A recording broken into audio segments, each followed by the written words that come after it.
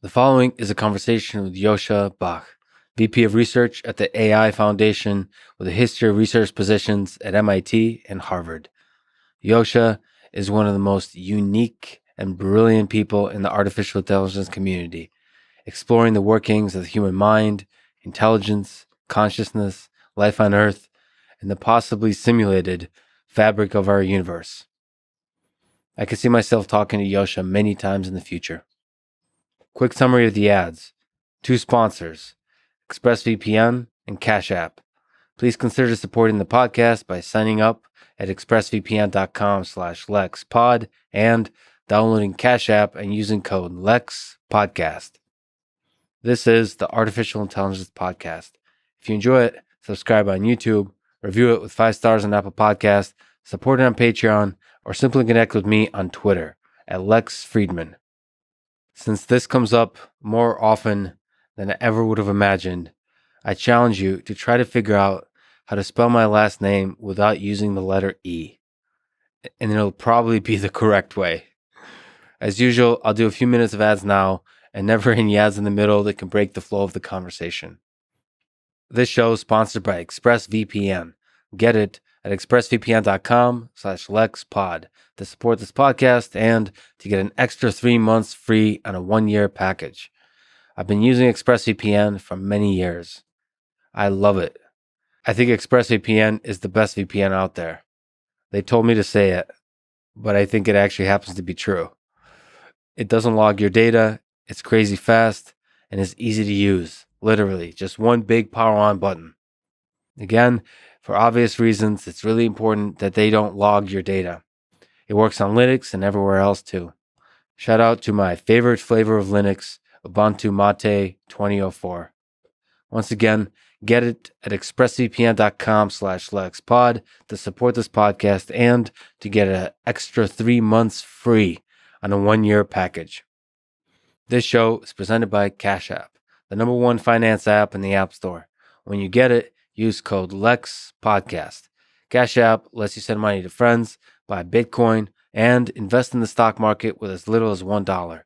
Since Cash App does fractional share trading, let me mention that the order execution algorithm that works behind the scenes to create the abstraction of the fractional orders is an algorithmic marvel. So big props to the Cash App engineers for taking a step up to the next layer of abstraction over the stock market, making trading more accessible for new investors and diversification much easier. So again, if you get Cash App from the App Store or Google Play and use the code LEXPODCAST, you get $10, and Cash App will also donate $10 to FIRST, an organization that is helping advance robotics and STEM education for young people around the world. And now, here's my conversation with Joscha Bach. As you've said, you grew up in a forest in East Germany, just as we were talking about off mic, to parents who were artists. And now I think, at least to me, you've become one of the most unique thinkers in the AI world. So can we try to reverse engineer your mind a little bit? What were the key philosophers, scientists, ideas, maybe even movies, or just realizations that had an impact on you when you were growing up that kind of led to the trajectory, or were the key sort of crossroads in the trajectory of your intellectual development? My father came from a long tradition of architects, a distant branch of the Bach family. And so basically he was technically a nerd, and nerds need to interface in society with non-standard ways. Sometimes I define a nerd as somebody who thinks that the purpose of communication is to submit your ideas to peer review. And normal people understand that the primary purpose of communication is to negotiate alignment. And these purposes tend to conflict, which means that nerds have to learn how to interact with society at large. Who is the reviewer in the nerd's view of communication? Everybody who you consider to be a peer. So whatever hapless individual is around, well, you would try to make him or her the gift of information. Okay. So you're now, by the way, my research malinformed me. So you're architect or artist? Or do you see so those two as the he same? did study architecture, but basically my grandfather made the wrong decision. He married an aristocrat, and was drawn into the war. And he came back after 15 years. So basically, my father was not parented by a nerd, but by somebody who tried to tell him what to do and expected him to do what he was told. Yeah. And he was unable to. He is unable to do things if he's not intrinsically motivated. So in some sense, my grandmother broke her son. And her son responded by, when he became an architect, to become an artist. So he built Hundertwasser architecture. He built houses without right angles. He built lots of things that didn't work in the more brutalist traditions of Eastern Germany. And so he bought an old watermill, moved out to the countryside, and did only what he wanted to do, which was art. Eastern Germany was perfect for boheme because you had complete material safety. Food was heavily subsidized, healthcare was free. You didn't have to worry about rent or pensions or anything. So it's the socialized communist side of Germany. And the other thing is it was almost impossible not to be in political disagreement with your government, which is very productive for artists. So everything that you do is intrinsically meaningful because it will always touch on the deeper currents of society, of culture, and be in conflict with it and tension with it. And you will always have to define yourself with respect to this. So what impact did your father, this outside of the box thinker, against the government, against the world artists, have He was actually not a thinker. He was somebody who only got self-aware to the degree that he needed to make himself functional. So in some sense, he was also in the late 1960s, and he was in some sense a hippie. So he became a one-person cult.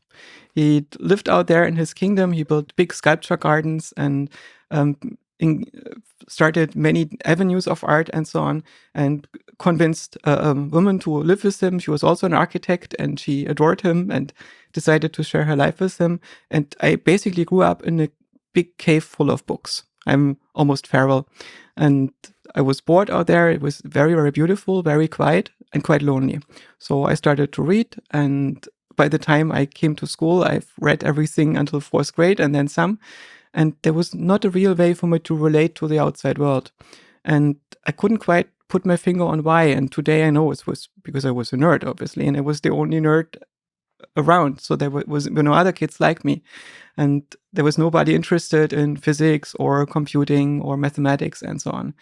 And this village school that I went to, it was basically a nice school. Kids were nice to me. I was not beaten up, but I also didn't make many friends or build deep relationships. That only happened starting from 9th grade when I went into a school for mathematics and physics.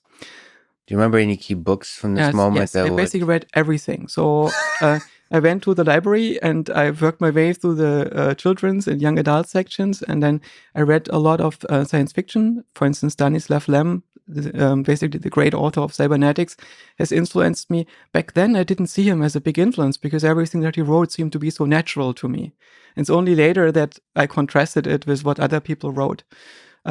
Another thing that was very influential on me were the classical philosophers and also the literature of Romanticism, so German poetry and art, Droste Hülshoff and Heine and up to Hesse and so on. And, Hesse, I love Hesse. So at which point do the classical philosophers end? At this point, we're in the 21st century. What's the latest classical philosopher? Does this stretch through even as far as Nietzsche, or are we talking about Plato and Aristotle? And I think that Nietzsche is the classical equivalent of a shit poster. So he's a very classical troll. And easy to read, and but he's not so much trolling others. He's trolling himself because he was at odds with the world. Largely, his romantic relationships didn't work out. He got angry, and he basically became a nihilist. And isn't that a beautiful way to be as an intellectual? Is to constantly be trolling yourself, to be in that conflict, in that I think it's a lack of self-awareness. At some point, you have to understand the comedy of your own situation. If you take yourself seriously and you are not functional, it ends in tragedy, as it did for Nietzsche. I think you think he took himself too seriously in that tension. So and as you find the same thing in Hesse and so on, this Steppenwolf syndrome is classic adolescence, where you basically feel misunderstood by the world and you don't understand that all the misunderstandings are the result of your own lack of self-awareness, because you think that you are a prototypical human and the others around you should behave the same way as you expect them based on your innate instincts, and it doesn't work out. And you become a transcendentalist to deal with that. And so it's very, very understandable and have great sympathies for this, to the degree that I can have sympathy for my own intellectual history. But you have to grow out of it. So is an intellectual, a life well lived, a journey well traveled is one where you don't take yourself seriously from your perspective? I think that you are neither serious or not serious yourself, because you need to become unimportant as a subject. That is, if you are a philosopher, belief is not a verb. Yeah. You don't do this for the audience, you don't do it for yourself. You have to submit to the things that are possibly true, and you have to follow wherever your inquiry leads, but it's not about you. It has nothing to do with you. So do you think then people like Ayn Rand believed sort of in the idea of there's objective truth? So what's your sense in the philosophical, if you remove yourself, the subjective, from the picture, you think it's possible to actually discover ideas that are true, or are we just in a mesh of relative concepts that are neither true nor false? It's just a giant mess. You cannot define objective truth without understanding the nature of truth in the first place. So what does the brain mean by saying that it discovers something as truth? So for instance, a model can be predictive or not predictive. Right. Then there can be a sense in which a mathematical statement can be true because it's defined as true under certain conditions. So it's basically a particular state that a variable can have in a symbol game. And then you can have a correspondence between systems and talk about truth, which is again a type of model correspondence. And there also seems to be a particular kind of ground truth. So for instance, we are confronted with the enormity of something existing at all, right? It's stunning when you realize something exists rather than nothing. And this seems to be true, right? There's an absolute truth in the fact that something seems to be happening. Yeah, that to me is a showstopper. I could just think about that idea and be amazed by that idea for the rest of my life and not go any farther, because I don't even know the answer to that. Why does anything exist at all? Well, the easiest answer is existence is the default, right? So this is the lowest number of bits that you would need to encode this. Whose answer? Who provides the simplest answer simplest to this answer is that existence is the default. What about non-existence? I mean, that seems... Non-existence might not be a meaningful notion in this sense. So in some sense, if everything that can exist exists, for something to exist, it probably needs to be implementable. The only thing that can be implemented is finite automata. So maybe the whole of existence is the superposition of all finite automata. And we are in some region of the fractal that has the properties that it can contain us. What does it mean to be a superposition of finite? So superposition of all possible rules. Imagine that every automaton is basically an operator that acts on some substrate. And as a result, you get emergent patterns. What's the substrate? I have no idea to know. So it's basically some substrate. It's something that can store information. Something that can store information. There's automaton. Something that can hold state. Still, doesn't make sense to me the why that exists at all. I could just sit there with a beer or a vodka and just enjoy the fact, pondering the why. May not have a why. This might be the wrong direction to ask into this. So there could be no relation in the why direction without asking for a purpose or for a cause. It doesn't mean that everything has to have a purpose or a cause, right? So we mentioned some philosophers in that early, just taking a brief step back into that. Okay, so we asked ourselves, when did classical philosophy end? I think for Germany, it largely ended with the First Revolution. That's basically when Which one was that? This was when we ended the monarchy and started a democracy. And at this point, we basically came up with a new form of government that didn't have a good sense of this new organism that society wanted to be. And in a way, it decapitated the universities. So the universities went on through modernism like a headless chicken. At the same time, democracy failed in Germany and we got fascism as a result. Yeah. And it burned down things in a similar way as Stalinism burned down intellectual traditions in Russia. And both Germanys have not recovered from this. Eastern Germany had this vulgar dialectic materialism, and Western Germany didn't get much more edgy than Habermas. So in some sense, both countries lost their intellectual traditions, and killing off and driving out the Jews didn't help. Yeah, so that was the end. That was the end of really rigorous, what you would say is classical philosophy. There's also this thing that, in some sense, the low-hanging fruits in philosophy were mostly wrapped. And the last big things that we discovered was the constructivist turn in mathematics. So to understand that the parts of mathematics that work are computation, that was a very significant discovery in the first half of the 20th century. And it hasn't fully permeated philosophy and even physics yet. So physicists checked out the code libraries for mathematics before constructivism became universal. What's constructivism? What are you referring to? Gödel's incompleteness theorem, Yes. those kinds of ideas? So basically, Gödel himself, I think, didn't get it yet. Hilbert could get it. Hilbert saw that, for instance, Cantor's set theoretic experiments in mathematics led into contradictions, and he noticed that with the current semantics, we cannot build a computer in mathematics that runs mathematics without crashing. Right. And Gödel could prove this. And so what Gödel could show is using classical mathematical semantics, you run into contradictions. And because Gödel strongly believed in these semantics and more than in what he could observe and so on, he was shocked. It basically shook his world to the core, because in some sense he felt that the world has to be implemented in classical mathematics. Yes.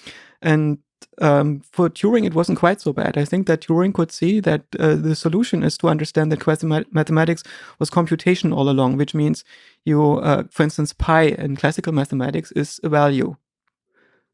Yes. It's also a function, but it's the same thing. And in computation, a function is only a value when you can compute it. And if you cannot compute the last digit of pi, you only have a function. You can plug this function into your local sun, you let it run until the sun burns out. This is it. This is the last digit of pi you will know. But it also means that there can be no process in the physical universe or in any physically realized computer that depends on having known the last digit of pi. Yes. Which means there are parts of physics that are defined in such a way that cannot strictly be true, because assuming that this could be true leads into contradictions. So I think putting computation at the center of the worldview is actually the right way to think about it. Yes. And Wittgenstein could see it. And Wittgenstein basically preempted the logicist program of AI that Minsky started later, like 30 years later. Turing was actually a pupil of Wittgenstein. And really? So I didn't know there's any connection between Turing and Wittgenstein. And Wittgenstein even canceled some classes when Turing was not present because he thought it was not worth spending the time on with the others. Interesting. And if you read the Tractatus, it's a very beautiful book, like basically one thought on 75 pages. It's very non-typical for philosophy because it doesn't have arguments in it and it doesn't have references in it. It's just one thought that is not intending to convince anybody. He says it's mostly for people that had the same insight as me. Just spell it out. And this insight is there is a way in which mathematics and philosophy ought to meet. Mathematics tries to understand the domain of all languages by starting with those that are so formalizable that you can prove all the properties of the statements that you make. But the price that you pay is that your language is very, very simple. So it's very hard to say something meaningful in mathematics. Yes. And it looks complicated to people, but it's far less complicated than what our brain is casually doing all the time when it makes sense of reality. That's right. And philosophy is coming from the top. So it's mostly starting from natural languages with vaguely defined concepts. And the hope is that mathematics and philosophy can meet at some point. And Wittgenstein was trying to make them meet. And he already understood that, for instance, you could express everything with the NAND calculus, that you could reduce the entire logic to NAND gates as we do on our modern computers. So in some sense, he already understood Turing universality before Turing spelled it out. I think when he wrote the Tractatus, he didn't understand yet that the idea was so important and significant. And I suspect then when Turing wrote it out, nobody cared that much. Turing was not that famous when he lived. It was mostly his work in decrypting the German codes that made him famous or gave him some notoriety. But this saint status that he has to computer science right now and AI is something that I think he could acquire later. That's kind of interesting. Do you think of computation and computer science, and you kind of represent that to me, as maybe that's the modern day. You, in a sense, are the new philosopher by sort of the computer scientist who dares to ask the bigger questions that philosophy originally started is the new philosopher. Certainly not me, I think. I'm mostly still this child that grows up in a very beautiful valley and looks at the world from the outside and tries to understand what's going on. And my teachers tell me things and they largely don't make sense. Right. So I have to make my own models. I have to discover the foundations of what the others are saying. I have to try to fix them, I have to be charitable. I try to understand what they must have thought originally, or what their teachers or their teachers' must have thought until everything got lost in translation, and how to make sense of the reality that we are in. And whenever I have an original idea, I'm usually late to the party by, say, 400 years. And the only thing that's good is that the parties get smaller and smaller the older I get and the more I explore. The parties get smaller and more exclusive. and more exclusive. So it seems like one of the key qualities of your upbringing was that you were not tethered, whether it's because of your parents or in general, maybe you're something within your mind, some genetic material, that you were not tethered to the ideas of the general populace, which is actually a unique property. We're kind of the education system and whatever, not education system, just existing in this world forces a certain sets of ideas onto you.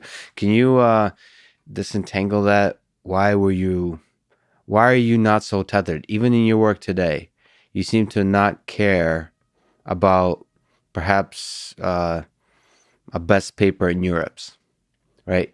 Being tethered to particular things that current today in this year, people seem to value as a thing you put on your CV and resume. You're a little bit more outside of that world, outside of the world of ideas that people are especially focusing, the benchmarks of today, the things. Can you disentangle that? Because I think that's inspiring. And if there were more people like that, we might be able to solve some of the bigger problems that sort of AI dreams to solve. There's a big danger in this because, in a way, you are expected to marry into an intellectual tradition and within this tradition into a particular school. If everybody comes up with their own paradigms, the whole thing is not cumulative as an enterprise, right? So in some sense, you need a healthy balance. You need paradigmatic thinkers and you need people that work within given paradigms. Basically, scientists today define themselves largely by methods. And it's almost a disease that we think as a scientist, somebody who was convinced by their guidance counselor that they should join a particular discipline, and then they find a good mentor to learn the right methods, and then they are lucky enough and privileged enough to join the right team, and then their name will show up on influential papers. But we also see that there are diminishing returns with this approach. And when our field, computer science and AI, started, most of the people that joined this field had interesting opinions. And today's thinkers in AI either don't have interesting opinions at all, or these opinions are inconsequential for what they're actually doing. Because what they're doing is they apply the state-of-the-art methods with a small epsilon. And this is often a good idea if you think that this is the best way to make progress. And for me, it's first of all very boring. If somebody else can do it, why should I do it? Right? Yes. If the current methods of machine learning lead to strong AI, why should I be doing it? Right? I will just wait until they're done and wait until they do this on the beach, or read interesting books or write some and have fun. But if you don't think that we are currently doing the right thing, if we are missing some perspectives, then it's required to think outside of the box. It's also required to understand the boxes. But it's necessary to understand what worked and what didn't work and for what reasons. So you have to be willing to ask new questions and design new methods whenever you want to answer them. And you have to be willing to dismiss the existing methods if you think that they're not going to yield the right answers. It's very bad career advice to do that. So maybe to briefly stay for one more time in the early days, when would you say for you was the dream, before we dive into the discussions that we just almost started, when was the dream to understand or maybe to create human level intelligence born for you?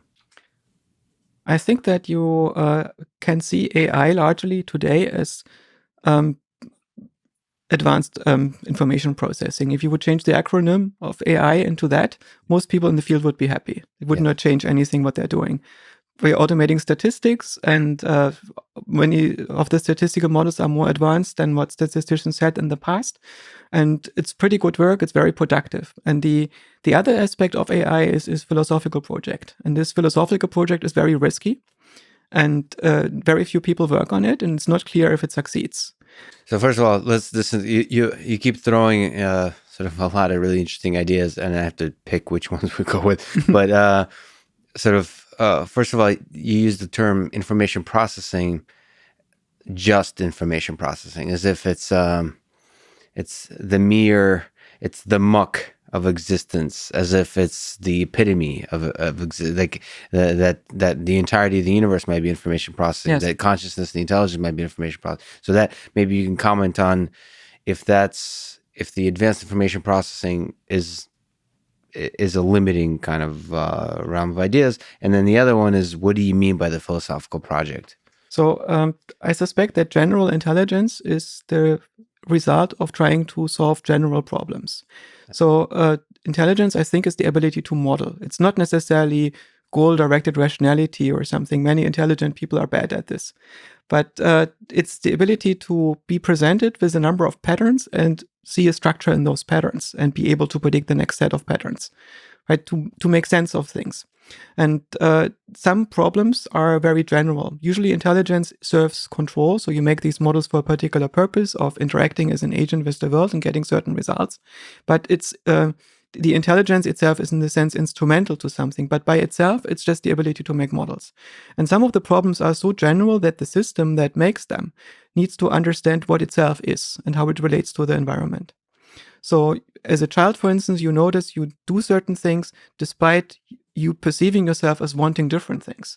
So you become aware of your own psychology. You become aware of the fact that you have complex structure in yourself and you need to model yourself, to reverse engineer yourself, to be able to predict how you will react to certain situations and how you deal with yourself in relationship to your environment. And this process, if you reverse engineer yourself and your relationship to reality and the nature of a universe that can contain you, if you go all the way, this is basically the project of AI, or you could say the project of AI is a very important component in it. The Turing test, in a way, is you ask a system, what is intelligence?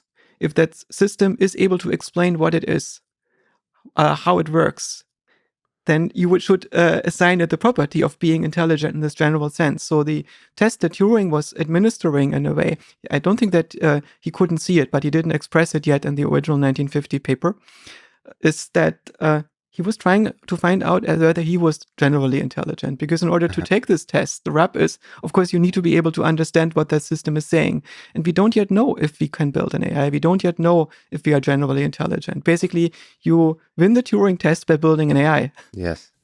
So in a sense, hidden within the Turing test is a kind of recursive test. Yes, it's a test on us. Yeah. The Turing test is basically a test of the conjecture whether people are intelligent enough to understand themselves. Okay, but you also mentioned a little bit of a self-awareness and then the project of AI. Do you think this kind of emergent self-awareness is one of the fundamental aspects of intelligence? So as opposed to goal-oriented, as you said, kind of puzzle solving, is coming to grips with the idea that you're an agent in the world. And I find that many highly intelligent people are not very self-aware. Right? So self-awareness and intelligence are not the same thing.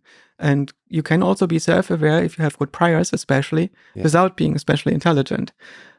So you don't need to be very good at solving puzzles if the system that you are already implements the solution. But I do find intelligence. So you kind of mentioned children, right? Mm-hmm. Is that the fundamental project of AI, is to create the learning system that's able to exist in the world? So you kind of drew a difference between self-awareness and intelligence, and yet you said that the self-awareness seems to be important for children. So I call this ability to make sense of the world and your own place in it. So to make you able to understand what you're doing in this world, sentience. And I would distinguish sentience from intelligence because sentience is possessing certain classes of models. And intelligence is a way to get to these models if you don't already have them. I see. So can you maybe pause a bit and try to answer the question that we just said we may not be able to answer, and it might be a recursive meta question of what is intelligence? And I think that intelligence is the ability to make models. So models. I think it's useful as examples, very popular now. Neural networks form representations of a large-scale data set. They form models of those data sets. When you say models and look at today's neural networks, what are the difference of how you're thinking about what is intelligent in saying that intelligence is the process of making models? Two aspects to this question. One is the representation. Is the representation adequate for the domain that we want to represent?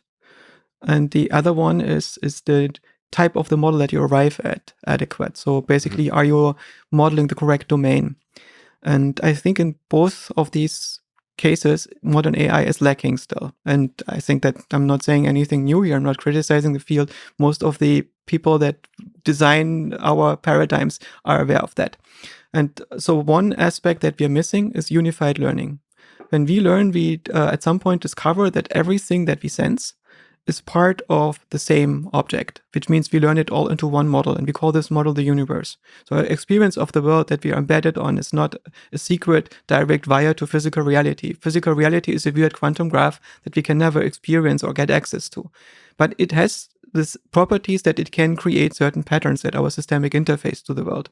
And we make sense of these patterns, and the relationship between the patterns that we discover is what we call the physical universe. So at some point in our development as a nervous system, we discover that everything that we relate to in the world can be mapped to a region in the same three-dimensional space, by and large. We now know in physics that this is not quite true. The world is not actually three-dimensional, but the world that we are entangled with, at the level which we are entangled with, is largely a flat three-dimensional space.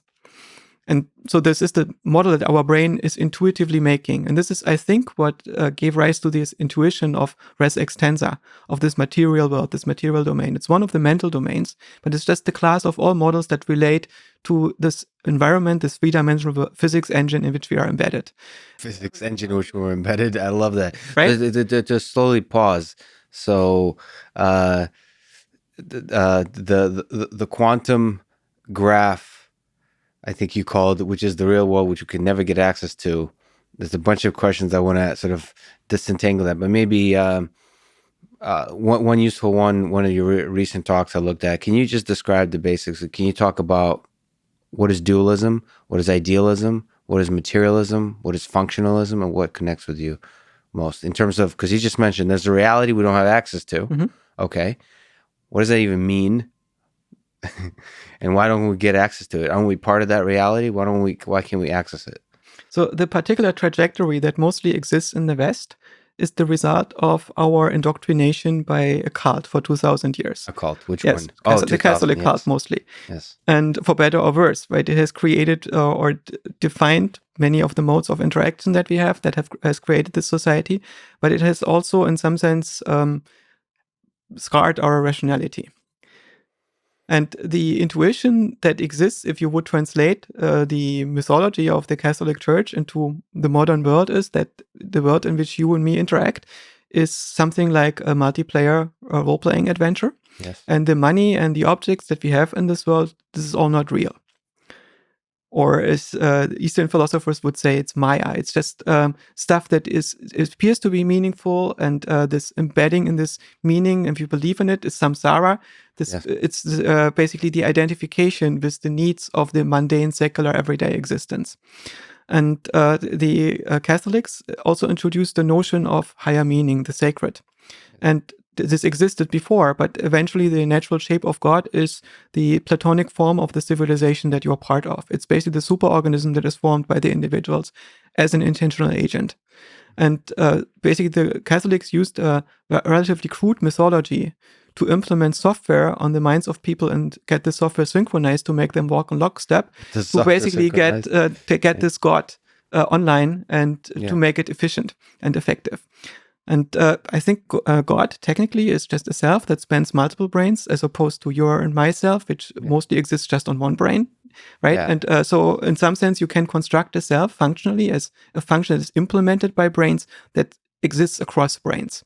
And this is a God with a small g. That's one of the, if you Yuval Harari kind of talking about, this is one of the nice features of our brains. It seems that we can all download the same piece of software, like God in this case, and kind of share it. Yeah, so basically you give everybody a spec, and the mathematical constraints that are intrinsic to information processing make sure that given the same spec, you come up with a compatible structure. Okay, so there's the space of ideas that we all share, and we think that's kind of the mind, but that's separate from the idea is from Christianity from religion is that there's a separate thing between the mind. There is a real world, and this real world is the world in which God exists. God is the coder of the multiplayer adventure, so to speak, and we are all players in this game. And that's dualism. You would say. But so the dualist aspect is because the mental realm exists in a different implementation than the physical realm. And the mental realm is real. And a lot of people have this intuition that there is this real room in which you and me talk and speak right now. Then comes a layer of physics and abstract rules and so on.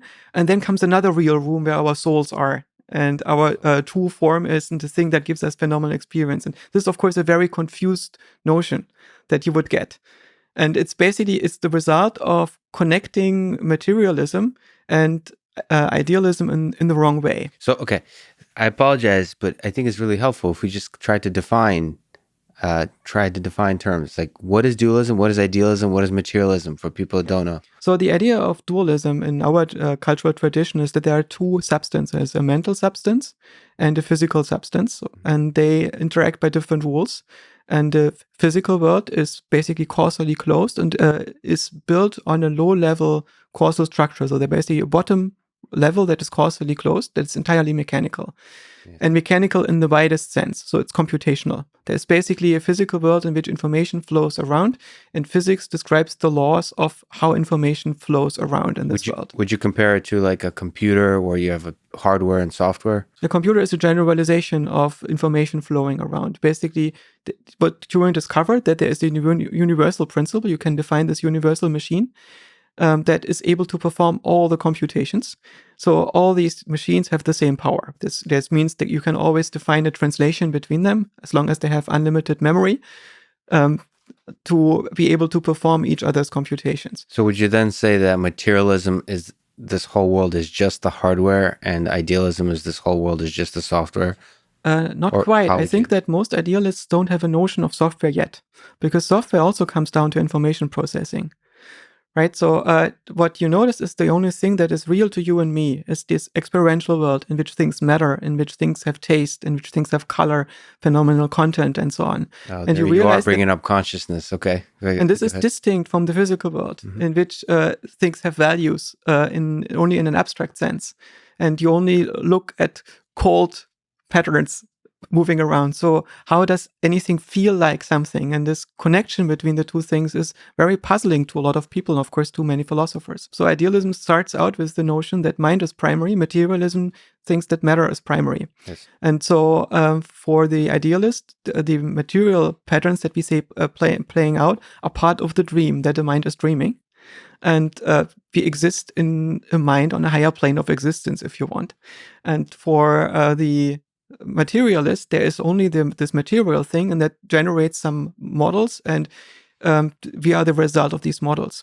And in some sense, I don't think that we should understand, if we understand it properly, materialism and idealism is a dichotomy, but as two different aspects of the same thing. So the weird thing is we don't exist in the physical world. We do exist inside of a story that the brain tells itself. Okay, let me my information processing take that in. We don't exist in the physical world. We exist in the narrative. Basically, a brain cannot feel anything. A neuron cannot feel anything. They're physical things. Physical systems are unable to experience anything. But it would be very useful for the brain or for the organism to know what it would be like to be a person and to feel something. Yeah. So the brain creates a simulacrum of such a person that it uses to model the interactions of the person. It's the best model of what that brain, this organism, thinks it is in relationship to its environment. So it creates that model. It's a story, a multimedia novel that the brain is continuously writing and updating. But you also kind of said that we kind of exist in that story. Yes. In that story. Yeah, what is real in any of this? So like there's again, these terms are, you kind of said there's a quantum graph. I mean, what is this whole thing running on then? Is the story, and is it completely fundamentally impossible to get access to it?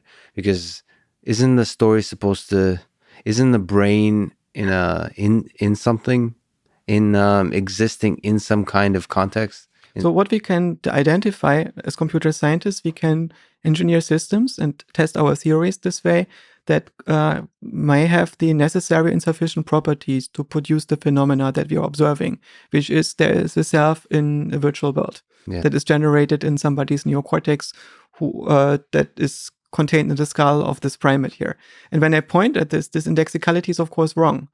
But I do create something that is likely to give rise to patterns on your retina that allow you to interpret what I'm saying, right? Mm-hmm. But we both know that the world that you and me are seeing is not the real physical world.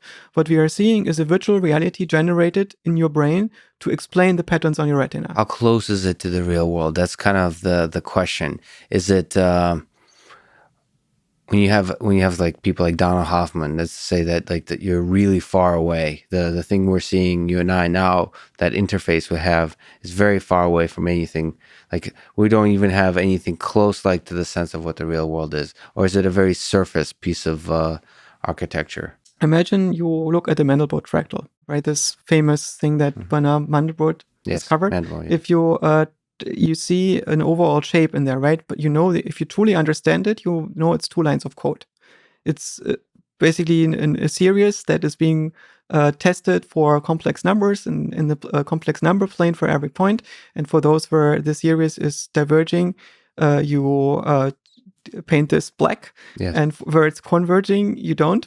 And you get the intermediate colors by checking how fast it diverges. Yes. Right. This gives you this shape of this fractal. But imagine you live inside of this fractal and you don't have access to where you are in the fractal, or you have not discovered the generator function even. Right. So what you see is all I can see right now is a spiral, and the spiral moves a little bit to the right. Is this an accurate model of reality? Yes, it is. Right. It is an adequate description. You know that there is actually no spiral in the Mandelbrot fractal. It only appears like this to an observer that is interpreting things as a 2-dimensional space and then defines certain regularities in there at a certain scale that it currently observes. Because if you zoom in, the spiral might disappear and turn out to be something different at a different resolution, right? Yes. So at this level, you have the spiral, and then you discover the spiral moves to the right, and at some point it disappears. So you have a singularity. At this point, your model is no longer valid. You cannot predict what happens beyond the singularity. But you can observe again, and you will see it hit another spiral, and at this point it disappeared. So maybe now have a second order law.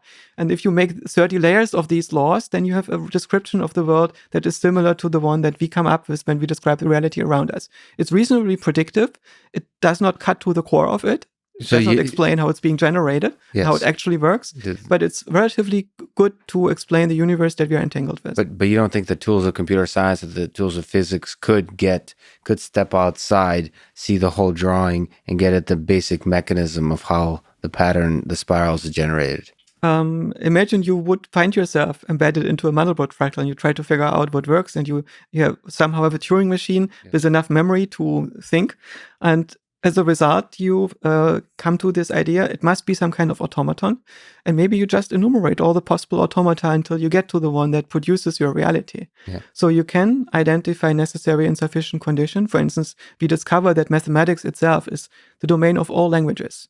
Yeah. And then we see that most of the domains of mathematics that we have discovered are in some sense describing the same fractals. This is what category theory is obsessed about, that you can map these different domains to each other. So there are not that many fractals. And some of these have interesting structure and symmetry breaks. And so you can discover what region of this global fractal you might be embedded in from first principles. Yes. But the only way you can get there is from first principles. So basically, your understanding of the universe has to start with automata and then number theory and then spaces and so on. Yeah, I think like Stephen Wolfram still dreams that he'll be able to arrive at the fundamental rules of the cellular automata, or the generalization of which is behind our universe. Yeah. You've said on this topic, you said in a recent conversation that, quote, some people think that a simulation can't be conscious and only a physical system can, but they got it completely backward. A physical system cannot be conscious. Only a simulation can be conscious. Yeah. Consciousness is a simulated property of the simulated self. Just like you said, the mind is kind of we'll call it story narrative. There's a simulation, so our mind is essentially a simulation.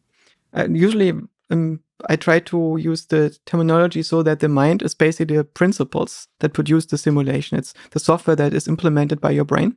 Yeah. And the mind is creating both the universe that we are in and the self, the idea of a person that is on the other side of attention and is embedded in this world. Why is that important, that idea of a self? Why is that an important feature in the simulation? It's basically a result of the purpose that the mind has. It's a tool for modeling, right? We are not actually monkeys. We are side effects of the regulation needs of monkeys. And what the monkey has to regulate is the relationship of an organism to an outside world that is in large part also consisting of other organisms. And as a result, it basically has regulation targets that it tries to get to. These regulation targets start with priors. They're basically like unconditional reflexes that we are more or less born with. And then we can reverse engineer them to make them more consistent. And then we get more detailed models about how the world works and how to interact with it. And so these priors that you commit to are largely target values that our needs should approach, set points. And this deviation to the set point creates some urge, some tension. And we find ourselves living inside of feedback loops, right? Consciousness emerges over dimensions of disagreements with the universe. Things where you care, where things are not the way they should be, where you need to regulate. And so in some sense, the sense self is the result of all the identifications that you're having. And identification is a regulation target that you're committing to. It's a dimension that you care about, that you think is important. And this is also what locks you in. If you let go of these commitments, of these identifications, you get free. There's nothing that you have to do anymore. And if you let go of all of them, you're completely free and you can enter nirvana because you're done. And actually, this is a good time to pause and say thank you to sort of a friend of mine, Gustav Soderstrom, who introduced me to your work. I wanted to give him a shout out. He's a brilliant guy, and I think the AI community is actually quite amazing, and Gustav is a good representative of that. You are as well. So I'm glad. First of all, I'm glad the internet exists and YouTube exists, where I can watch your talks and then get to your book and study your writing and think about. That's amazing. Okay, but you've kind of describing sort of this emergent phenomena of consciousness from the simulation. So what about the hard problem of consciousness? Can you just linger on it, like? But why does it still feel like I understand you're kind of the self is an important part of the simulation, but why does the simulation feel like something? So if you look at a book by, say, George R.R. Martin, where the characters have plausible psychology, and they stand on a hill because they want to conquer the city below the hill, and they're down in it, and they look at the color of the sky, and they are apprehensive and feel empowered and all these things. Why do they have these emotions? It's because it's written into the story, right? And it's written into the story because it's an adequate model of the person that predicts what they're going to do next. And the same thing is true for us. So it's basically a story that our brain is writing. It's not written in words. It's written in perceptual content, basically multimedia content. And it's a model of what the person would feel if it existed. So it's a virtual person. And you and me happen to be this virtual person. So this virtual person gets access to the language center and talks about the sky being blue. And this is us. But hold on a second. Do I exist in your simulation? You do exist in an almost similar way as me. So there are internal states that that are less accessible for me that you have, and so on. And my model might not be completely adequate. There are also things that I might perceive about you that you don't perceive. But in some sense, both you and me are some puppets, two puppets that enact a play in my mind. And I identify with one of them because I can control one of the puppet directly. And with the other one, I can create things in between. So for instance, we can go on an interaction that even leads to a coupling, to a feedback loop. So we can think things together in a certain way or feel things together. But this coupling is itself not a physical phenomenon. It's entirely a software phenomenon. It's the result of two different implementations interacting with each other. So that's interesting. So are you suggesting, I like the way you think about it, is the entirety of existence a simulation and we're kind of, each mind is a little sub-simulation? That, like, why doesn't your mind have access to my mind's full state? Like, for the same reason that my mind doesn't have access to its own full state. So what? There is no trick involved. So basically, when I know something about myself, it's because I made a model. Yes, So but one part of your brain is tasked with modeling what other parts of your brain are doing. Yes, but there seems to be an incredible consistency about this world in the physical sense, that there's repeatable experiments and so on. Yeah. How does that fit into our silly Descendant of Apes simulation of the world? So why is it so why is everything so repeatable? And not everything. There's a lot of fundamental physics experiments that are repeatable for a long time, all over the place, and so on. Laws of physics. Yes. How does that fit in, you think? It seems that the parts of the world that are not deterministic are not long-lived. So if you build a system, any kind of automaton, so if you build simulations of something, you'll notice that the phenomena that endure are those that give rise to stable dynamics. So basically, if you see anything that is complex in the world, it's the result of usually of some control, of some feedback that keeps it stable around certain attractors. And the things that are not stable, that don't give rise to certain harmonic patterns and so on, they tend to get weeded out over time. So if we are in a region of the universe that sustains complexity, which is required to implement minds like ours, this is going to be a region of the universe that is very tightly controlled and controllable. So it's going to have lots of interesting symmetries and also symmetry breaks that allow to the creation of structure. But they exist where? So there's such an interesting idea that our mind is simulation that's constructing the narrative. My question is just to try to understand how that fits with the entirety of the universe. You're saying that there's a region of this universe that allows enough complexity to create creatures like us. But what's the connection between the brain, the mind, and the broader universe? Which comes first? Which is more fundamental? Is the mind the starting point? The universe is emergent. Is the universe the starting point? The minds are emergent. I think quite clearly the latter. That's at least a much easier explanation because it allows us to make causal models. And I don't see any way to construct an inverse causality. So what happens when you die to your mind's simulation? My implementation ceases. So basically the thing that implements myself will no longer be present. Got it. Which means if I am not implemented on the minds of other people, the thing that I identify with. The weird thing is I don't actually have an identity beyond the identity that I construct. If I was the Dalai Lama, he identifies as a form of government. So basically the Dalai Lama gets reborn, not because he's confused, but because he is not identifying as a human being. He runs on a human being. He's basically a governmental software that is instantiated in every new generation anew. So his advisors will pick someone who does this in the next generation. So if you identify with this, you are no longer a human and you don't die in the sense. So what dies is only the body of the human that you run on. Yeah. To kill the Dalai Lama, you would have to kill his tradition.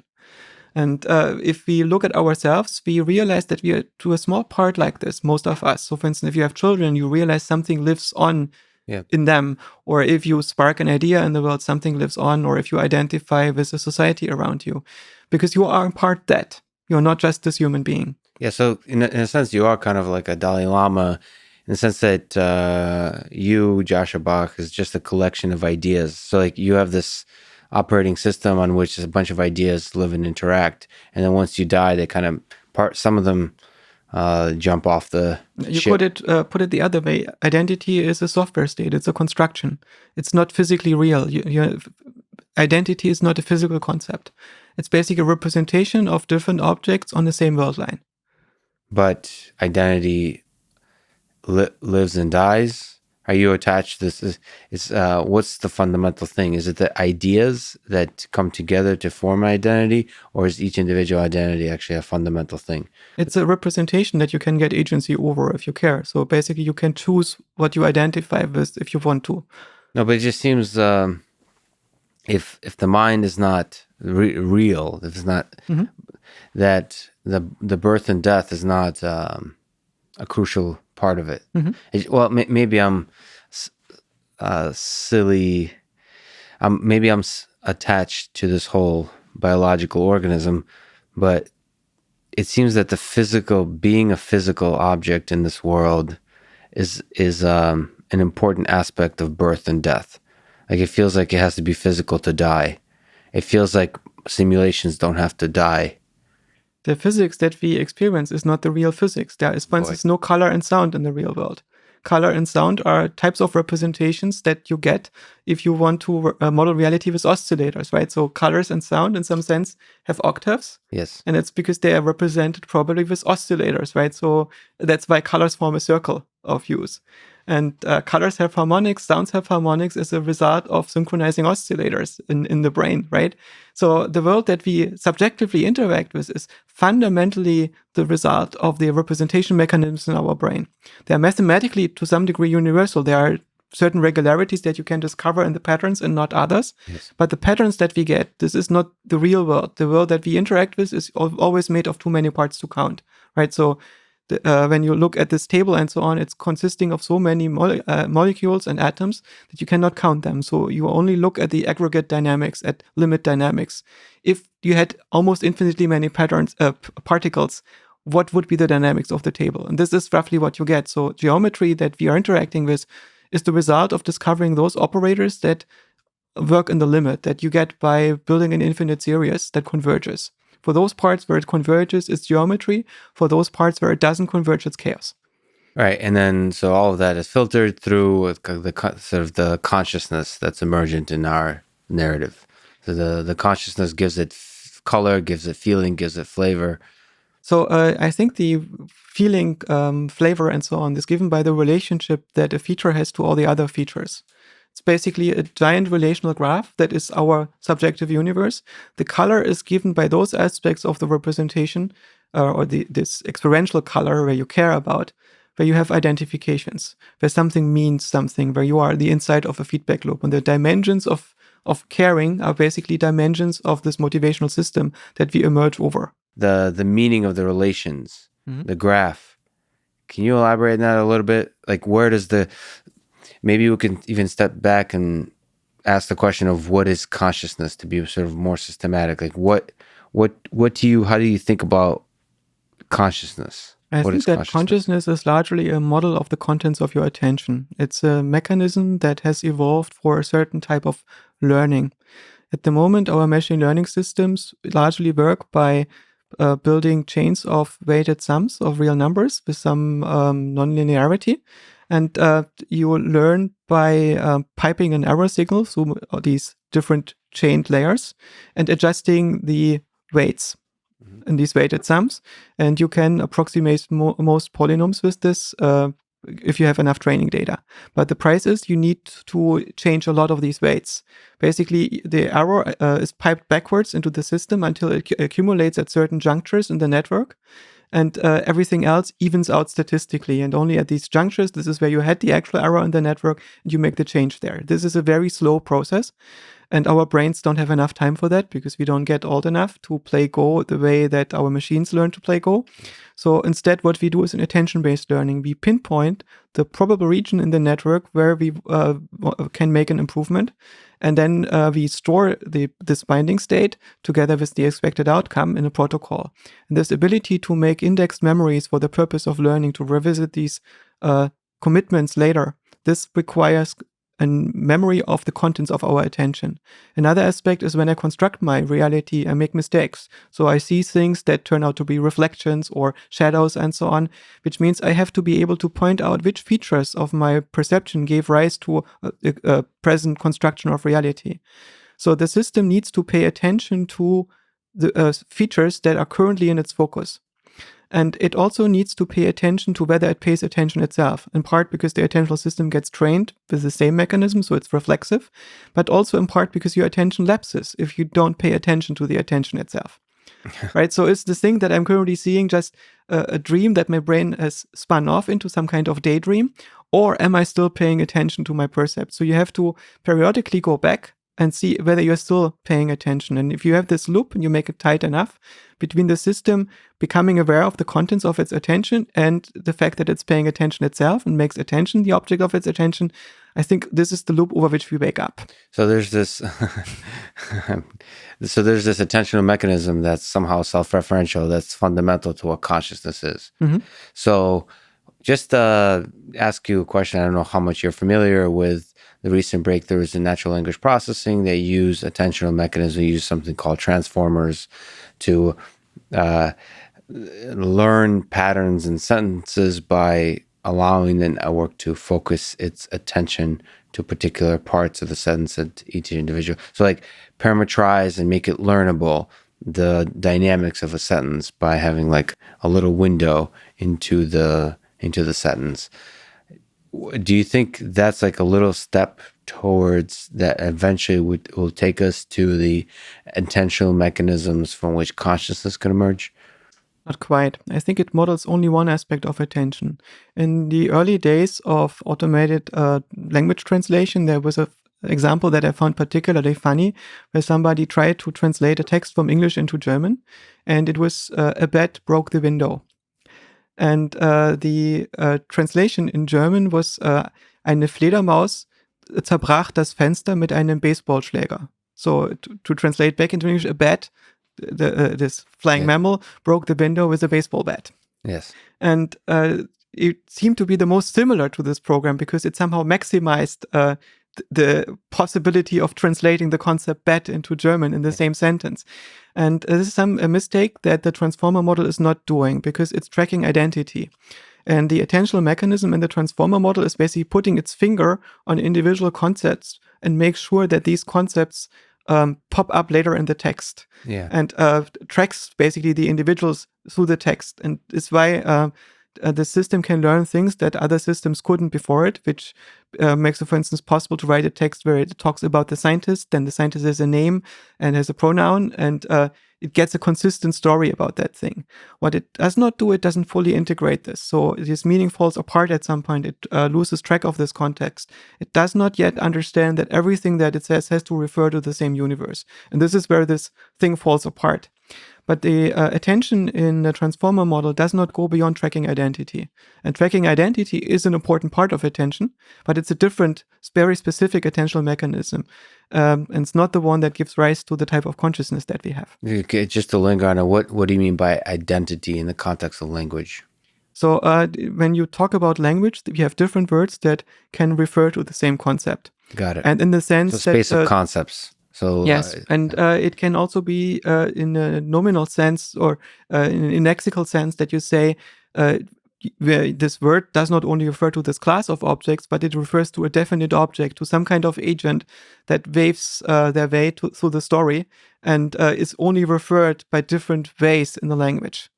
So the language is basically a projection from a conceptual representation, from a scene that is evolving into a discrete string of symbols.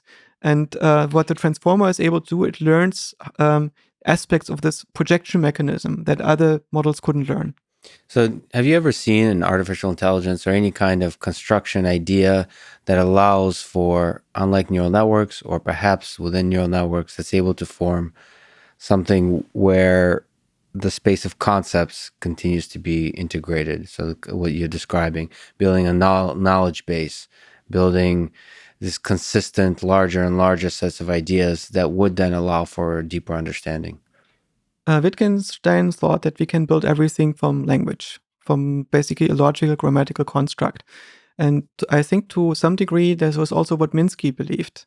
So that's why he focused so much on common sense reasoning and so on. And a project that was inspired by him was Psych. That was basically still going on. Yes, of course. Ideas don't die; only people die. And that's true, but and Outpsych is a productive project. It's just probably not one that is going to converge to general intelligence. The thing that Wittgenstein couldn't solve, and he looked at this in his book at the end of his life, Philosophical Investigations, was the notion of images. So images play an important role in Tractatus. The Tractatus is an attempt to basically turn philosophy into logical programming language, to design a logical language in which you can do actual philosophy that's rich enough for doing this. And the difficulty was to deal with perceptual content. And eventually, I think he decided that he was not able to solve it. And I think this preempted the failure of the logicist program in AI. And the solution, as we see it today, is we need more general function approximation. There are functions, geometric functions, that we learn to approximate that cannot be efficiently expressed and computed in a grammatical language. We can, of course, build automata that go via number theory and so on, and to learn linear algebra and then compute an approximation of this geometry. But to equate language and geometry is not an efficient way to think about it.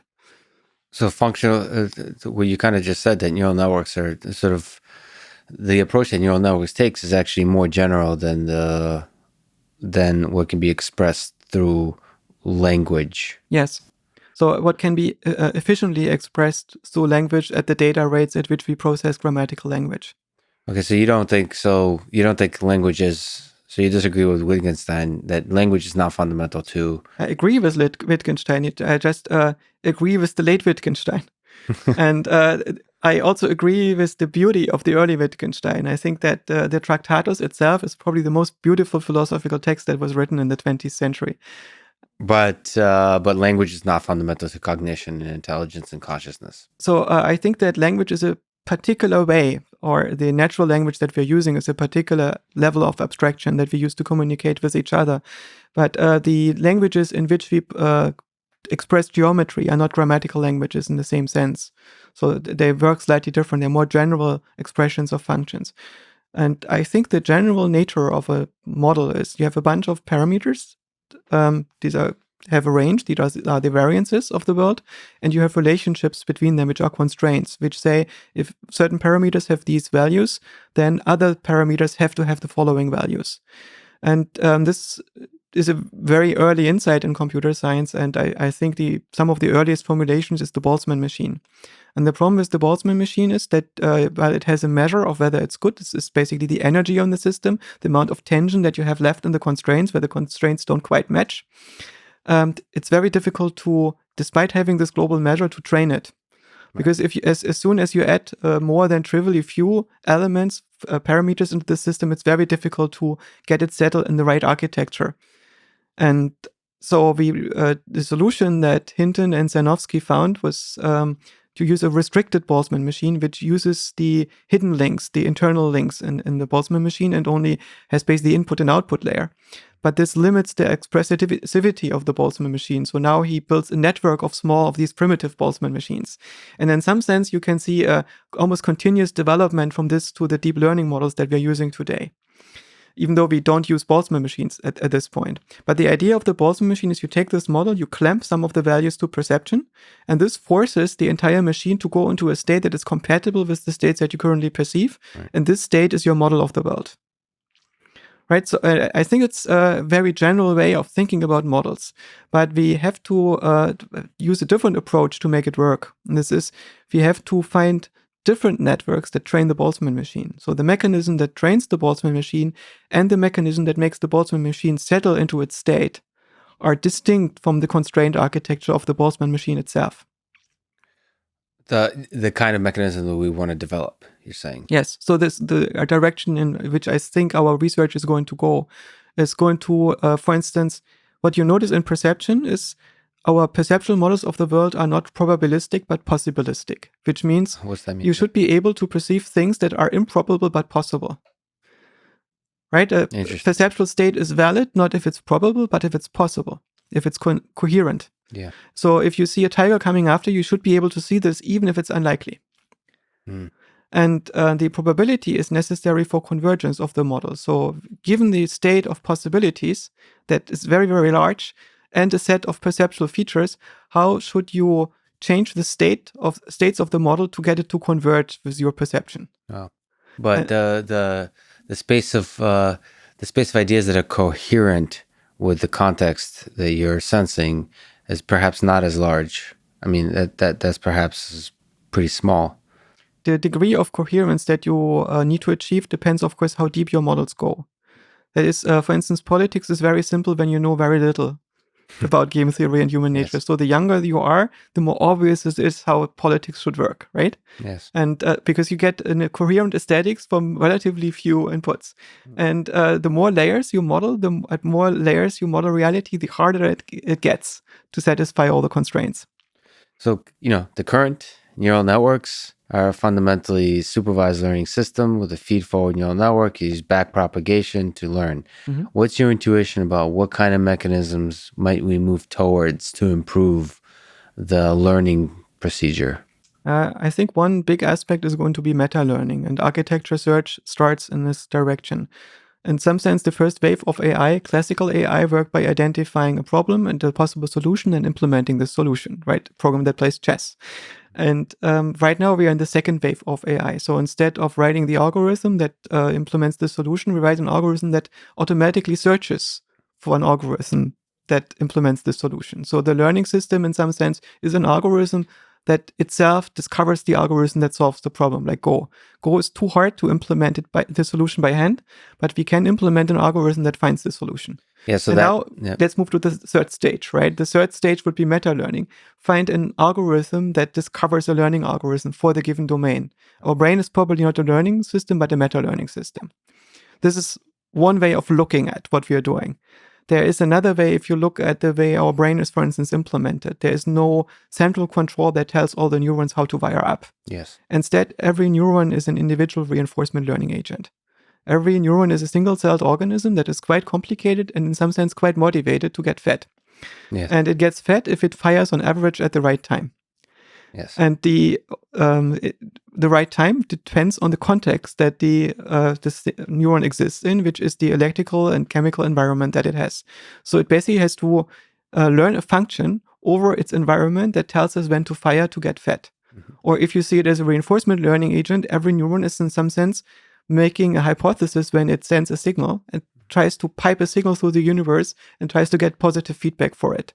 And the entire thing is set up in such a way that it's robustly self-organizing into a brain, mm-hmm. which means you start out with different neuron types that have different priors on which hypothesis to test and how to get its reward. And you put them into different concentrations in a certain spatial alignment. And then you entrain it in a particular order. And as a result, you get a well-organized brain. Yeah, so the brain is a meta-learning system with a bunch of with reinforcement learning agents. And what I think you said, but just to clarify, where do there's no centralized government that tells you here's a loss function, here's a loss function, here's a loss function. Like what? Who says what's the objective? There are also governments which impose loss functions on different parts of the brain. So we have differential attention. Some areas in your brain get especially rewarded when you look at faces. Yeah. If you don't have that, you will get prosopagnosia, which basically the inability to tell people apart by their faces. So. And the reason that happens is because it had an evolutionary advantage. So like evolution comes into play here But it's basically an extraordinary attention that we have for faces. I don't think that people with a prosopagnosia have per se a defective brain. The brain just has an average attention for faces. So people with prosopagnosia don't look at faces more than they look at cups. So the level at which they resolve the geometry of faces is not higher than the one than for cups. And people that don't have prosopagnosia look obsessively at faces, right? For you and me, it's impossible to move through a crowd without scanning the faces. And as a result, we make insanely detailed models of faces that allow us to discern mental states of people. So obviously we don't know 99% of the details of this meta-learning system that's our mind. Okay. But still we took a leap from something much dumber to that from through the evolutionary process. Can you, first of all, maybe say how big of a leap is that from our brain, from our ape ancestors to multi-cell organisms? And is there something we can think about as we start to think about how to engineer intelligence? Is there something we can learn from evolution? In some sense, life exists because of the market opportunity of controlled chemical reactions. We compete with dumb chemical reactions, and we win in some areas against this dumb combustion because we can harness those entropy gradients where you need to add a little bit of energy in a specific way to harvest more energy. So we outcompeted combustion. Yes, in many regions we do, and we try very hard because when we are in direct competition, we lose, right? Yeah. So because the combustion is going to close the entropy gradients much faster than we can run. Yes, you got it. That's quite a compelling notion. Yep. Yeah, so basically we do this because every cell has a Turing machine built into it. It's like literally a read-write head on a tape. Yeah. And so everything that's more complicated than a molecule that just is a vortex around attractors, that needs a Turing machine in it for its regulation. And then you bind cells together and you get next level organization, an organism where the cells together implement some kind of software. And for me, a very interesting discovery in the last year was the word spirit, because I realized that what spirit actually means is an operating system for an autonomous robot. And when the word was invented, people needed this word. But they didn't have robots that they built themselves yet. The only autonomous robots that were known were people, animals, plants, ecosystems, cities, and so on. And they all had spirits. And it makes sense to say that a plant is an operating system, right? If you pinch the plant in one area, then it's going to have repercussions throughout the plant. Everything in the plant is in some sense connected into some global aesthetics, like in other organisms. An organism is not a collection of cells, it's a function that tells cells how to behave. And this function is not implemented as some kind of supernatural thing, like some morphogenetic field. It is an emergent result of the interactions of each cell with each other cell. Oh, right? God. So what you're saying is the organism is a function that tells tells the cells what to do, and the function emerges from the interaction of the cells. Yes. So it's basically a description of what the plant is doing in terms of macro states. Yeah. And the microstates, the physical implementation, are too many of them to describe them. So the software that we use to describe what the plant is doing, the spirit of the plant, is the software, the operating system of the plant, right? This is a way in which we, the observers, make sense of the plant. Yes. And the same is true for people. So people have spirits, which is their operating system in a way, right? And there's aspects of that operating system that relate to how your body functions, and others how you socially interact, how you interact with yourself, and so on. And we make models of that spirit. And we think it's a loaded term because it's from a pre-scientific age. But it took the scientific age a long time to rediscover a term that is pretty much the same thing. And I suspect that the differences that we still see between the old word and the new word are translation errors that crept in over the centuries. Well, can you actually linger on that? Like, why do you say that spirit? Just to clarify, because I'm a little bit confused. So the word spirit is a powerful thing, but why did you say in the last year or so that you discovered this? Do you mean the same old traditional idea of a spirit? Or do you mean... I try to find out what people mean by spirit. When people say spirituality in the US, it usually refers to the phantom limb that they developed in the absence of culture. And a culture is, in some sense, you could say, the spirit of a society that is long game. This thing that becomes self-aware at a level above the individuals, where you say, if we don't do the following things, then the grandchildren of our children will not have nothing to eat. Yes.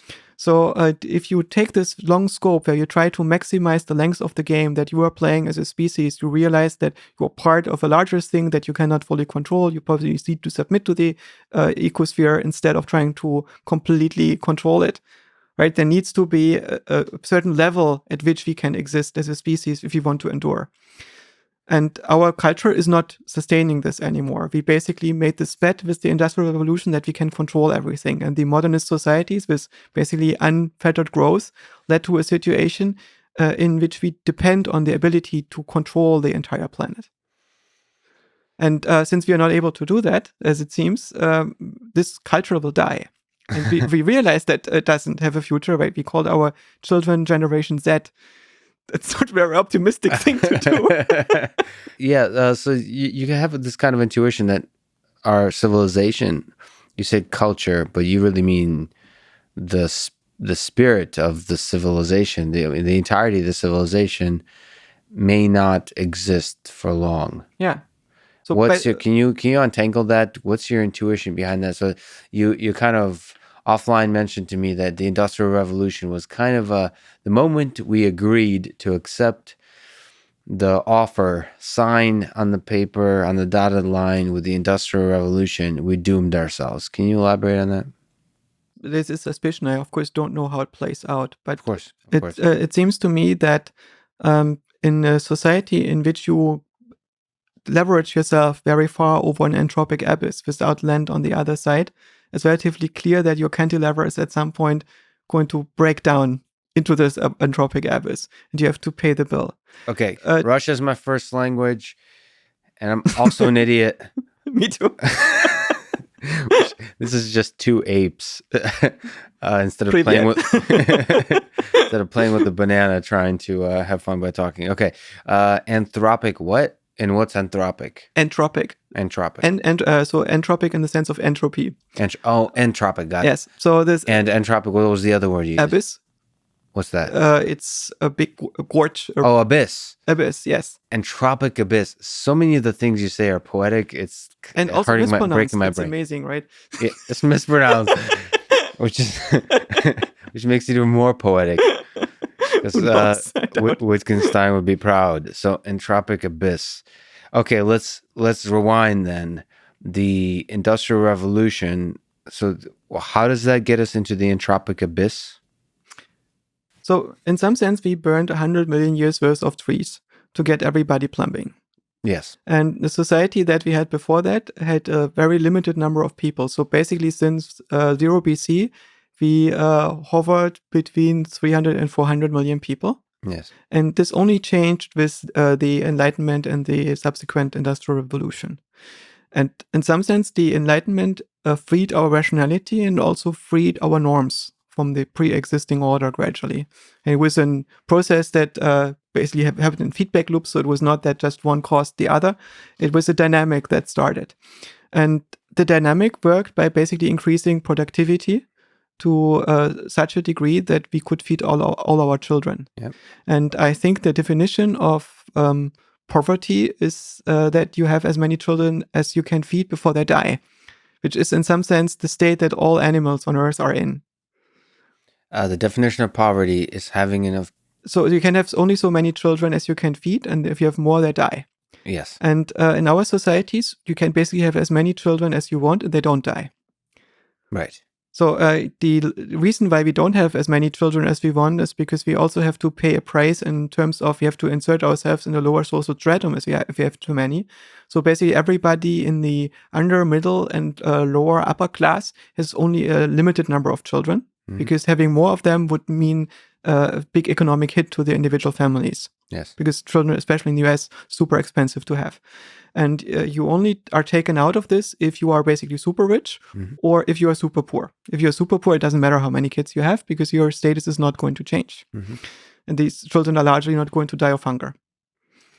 So how does this lead us to self-destruction? So there's a lot of unpleasant properties about this process. So basically what we try to do is we try to let our children survive, even if they have diseases. Yes. Like I would have died before my mid-20s without modern medicine, and most of my friends would have as well.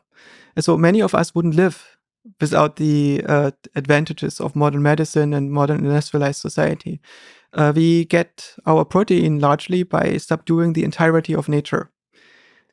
Imagine there would be some very clever microbe that would live in our organisms and would completely harvest them and change them into a thing that is necessary to sustain itself. And it would discover that, for instance, brain cells are kind of edible, but they're not quite nice. So you need to have more fat in them and you turn them into more fat cells. Yes. And basically this big organism would become a vegetable that is barely alive and it's going to be very brittle and not resilient when the environment changes. Yeah, but the some part of that organism, the one that's actually doing all the using of there'll still be somebody thriving.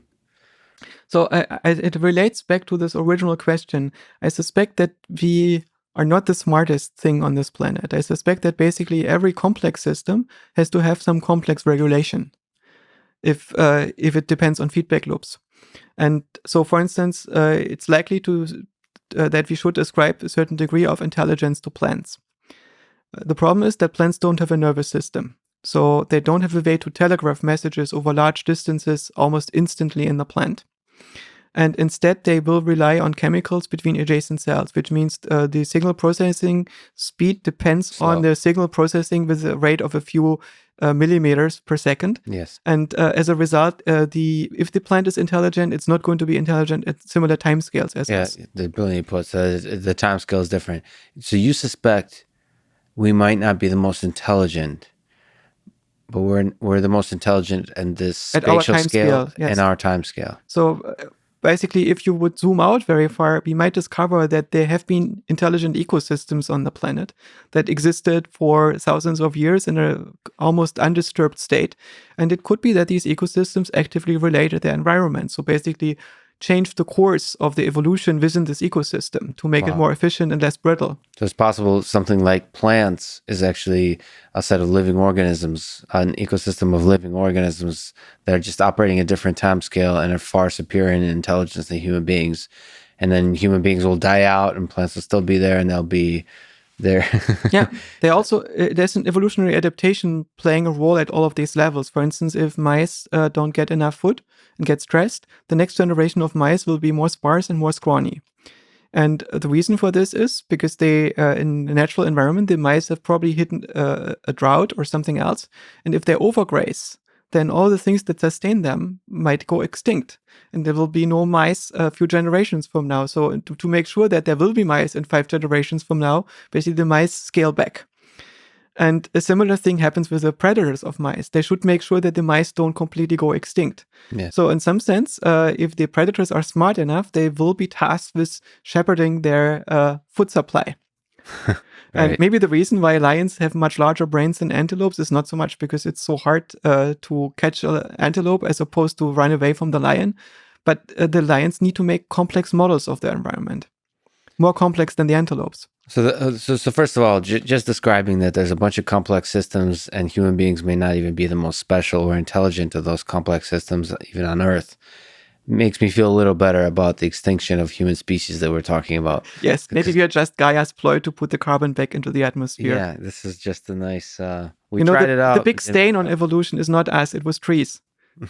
Earth evolved trees before they could be digested again, right? There were no insects that could break all of them apart. Cellulose is so robust that you cannot get all of it with microorganisms. So many of these trees fell into swamps. And all this carbon became inert and could no longer be recycled into organisms. And we are the species that is destined to take care of that. So there's this kind of... dig it out of the ground, put it back into the atmosphere, and the Earth is already greening. Yeah. So within a million years or so, when the ecosystems have recovered from the rapid changes that they're not compatible with right now, the Earth is going to be awesome again. And there won't be even a memory of us little apes. I think there will be memories of us. I suspect we are the first generally intelligent species in this sense. We are the first species with an industrial society because we will leave more phones than bones in the stratosphere. Well, see, phones than bones. I like it.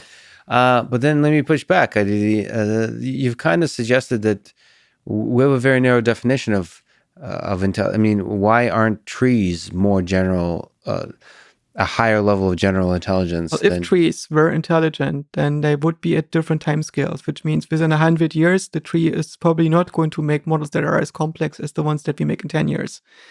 But maybe the trees are the ones that made the phones. Right?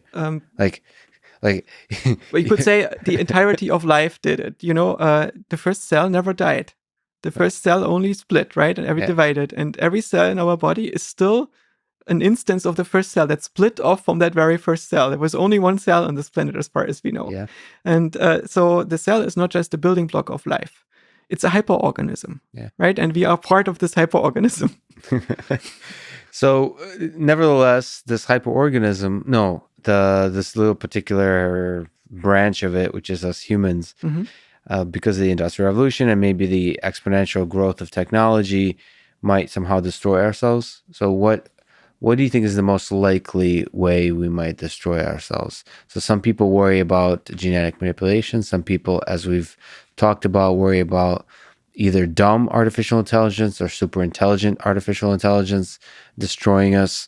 Some people worry about nuclear weapons and weapons of war in general. What do you think? If you were a betting man, what would you bet on in terms of self-destruction? And it would be higher than 50. Would it be higher than 50%? So it's very likely that nothing that we bet on matters after we win our bets. So I don't think that bets are literally the right way to go about this. I mean, once you're dead, it doesn't. You won't be there to collect the winnings. It's also not clear if we, as a species, go extinct. Right. But I think that our present civilization is not sustainable. So the thing that will change is there will be probably fewer people on the planet than are today. And even if not, then still most of people that are alive today will not have offspring in 100 years from now because of the geographic changes and so on, and the changes in the food supply. It's quite likely that many areas of the planet will only be livable with a close cooling chain in 100 years from now. So many of the areas around the equator and in subtropical climates that are now quite pleasant to live in will stop to be inhabitable without air conditioning. Chain. So you honestly, wow, cooling chain, close-knit cooling chain communities. So you think you have a strong worry about the effects of global warming that we By see. itself, it's not a big issue. If you live in Arizona right now, you have basically 3 months in the summer in which you cannot be outside. Yes. And so you have a closed cooling chain. You have air conditioning in your car and in your home, and you're fine. And if the air conditioning would stop for a few days, then in many areas you would not be able to survive. Right? Can we just pause for a second? Like, you say so many brilliant poetic things. Like, what is a closed? Do people use that term, closed cooling chain? I imagine that people use it when they describe how they get meat into a supermarket, right? If you break the cooling chain and this thing starts to thaw, you're in trouble and you have to throw it away. Well, and but a similar thing in a way happens to us. That's such a beautiful way to put it. It's like calling a city a closed social chain or something like that. I mean, that's right. I mean, the locality of it is really important. Yeah, but it basically means you wake up in a climatized room, you go to work in a climatized car, you work in a climatized office, you shop in a climatized supermarket, and in between you have very short distance in which you run from your car to the supermarket, but you have to make sure that your temperature does not approach the temperature of the environment. Yeah. So and the crucial thing is the wet bulb temperature. The what? The wet bulb temperature. It's what you get when you take a wet cloth and you put it around your thermometer, and then you move it very quickly through the air. So you get the evaporation heat. Yes. And as soon as you can no longer cool your body temperature via evaporation to a temperature below something like, I think, 35 degrees, you die. Right. And which means if the outside world is dry, you can still cool yourself down by sweating. But if it has a certain degree of humidity or if it goes over a certain temperature, then sweating will not save you. And this means even if you're a healthy, fit individual within a few hours, even if you try to be in the shade and so on, you'll die. Unless you have some climatizing equipment. And this itself, as long as you maintain civilization and you have energy supply and you have food trucks coming to your home that are climatized, everything is fine. But what if you lose large-scale open agriculture at the same time? So basically you run into food insecurity because climate becomes very irregular or weather becomes very irregular and you have a lot of extreme weather events. So you need to grow most of your food maybe indoor, or you need to import your food from certain regions. And maybe you're not able to maintain the civilization throughout the planet to get the infrastructure to get the food to your home. Right. But there could be significant impacts in the sense that people begin to suffer. There could be wars over resources and so on. Mm-hmm. But ultimately, do you not have not a faith, but what do you make of the capacity of technological innovation to help us prevent some of the worst damages that this condition can create? So, as an example, as a almost out there example, is the work that SpaceX and Elon Musk is doing of trying to also consider our propagation throughout the universe in deep space mm-hmm. to colonize other planets. Mm-hmm. That's one technological step. But of course, what Elon Musk is trying on Mars is not to save us from global warming, because Mars looks much worse than Earth will look like after the worst outcomes of global warming imaginable, right? Yeah, yes, Mars is essentially not habitable. It's an exceptionally harsh environment, yes. But what he is doing, what a lot of people throughout history since the Industrial Revolution are doing just doing a lot of different technological innovation with some kind of target. And what ends up happening is totally unexpected new things come up. So trying to terraform or trying to colonize Mars, an extremely harsh environment, might give us totally new ideas of how to expand or increase the power of this closed cooling circuit that empowers the community. So, it seems like there's a little bit of a race between our open-ended technological innovation of this communal operating system that we have and our general tendency to overuse resources and thereby destroy ourselves. You don't think technology can win that race? I think the probability is relatively low, given that our technology is, for instance, the US is stagnating since the 1970s, roughly, in terms of technology. Most of the things that we do are the result of incremental processes. What about Intel? What about Moore's Law? It's very incremental. The things that we are doing is so after the invention of the microprocessor was a major thing, right? The miniaturization of transistors was really major. But the things that we did afterwards largely were not that innovative. So we had gradual changes of scaling things into from GPUs into from CPUs into GPUs and things like that. But I don't think that there are not many things. If you take a person that died in the 70s and was at the top of their game, they would not need to read that many books to be current again. But it's all about books. Who cares about books? So there might be things that are beyond books. Might be papers or no papers. Forget papers. There might be things that are papers and books and knowledge. That's a concept of a time when you were sitting there by candlelight and individual consumers of knowledge. Mm-hmm. What about the impact that we're not in the middle of, might not be understanding of Twitter, of YouTube? The reason you and I are sitting here today is because of Twitter and YouTube. Yes. So the ripple effect, and there's two minds, sort of two dumb apes, are coming up with perhaps a new clean insights, and there's 200 other apes listening right now, 200,000 other apes listening right now, and that effect, it's very difficult to understand what that effect will have. That might be bigger than any of the advancements of the microprocessor or the Industrial Revolution, the ability of spread knowledge, and that knowledge, it allows good ideas to reach millions much faster. And the effect of that might be the 21st century, is the multiplying of ideas, of good ideas. Because if you say one good thing today, that will multiply across, huge amounts of people. And then they will say something, and then they will have another podcast, and they'll say something, and then they'll write a paper. That could be a huge, you don't think that? Yeah, we should have billions von Neumanns right now in Turing's, and we don't for some reason. I suspect the reason is that we destroy our attention span. Also, the incentives are, of course, different. Yeah, but Kim Kardashians, yeah. So the reason why we are sitting here and doing this as a YouTube video is because you and me don't have the attention span to write a book together right now, and you guys probably don't have the attention span to read it. So let me tell you, I guarantee you, they're still listening. Bursts take care of your attention. It's very short. But we're an hour and 40 minutes in, and I guarantee you that 80% of the people are still listening. So there is an attention span. It's just the form. Who said that the book is the optimal way to transfer information? This is still an open question. So, that's what It's something that social media could be doing that other forms could not be doing. I think the end game of social media is a global brain. And Twitter is, in some sense, a global brain that is completely hooked on dopamine, doesn't have any kind of inhibition, and as a result is caught in a permanent seizure. Yes. It's also, in some sense, a multiplayer role-playing game.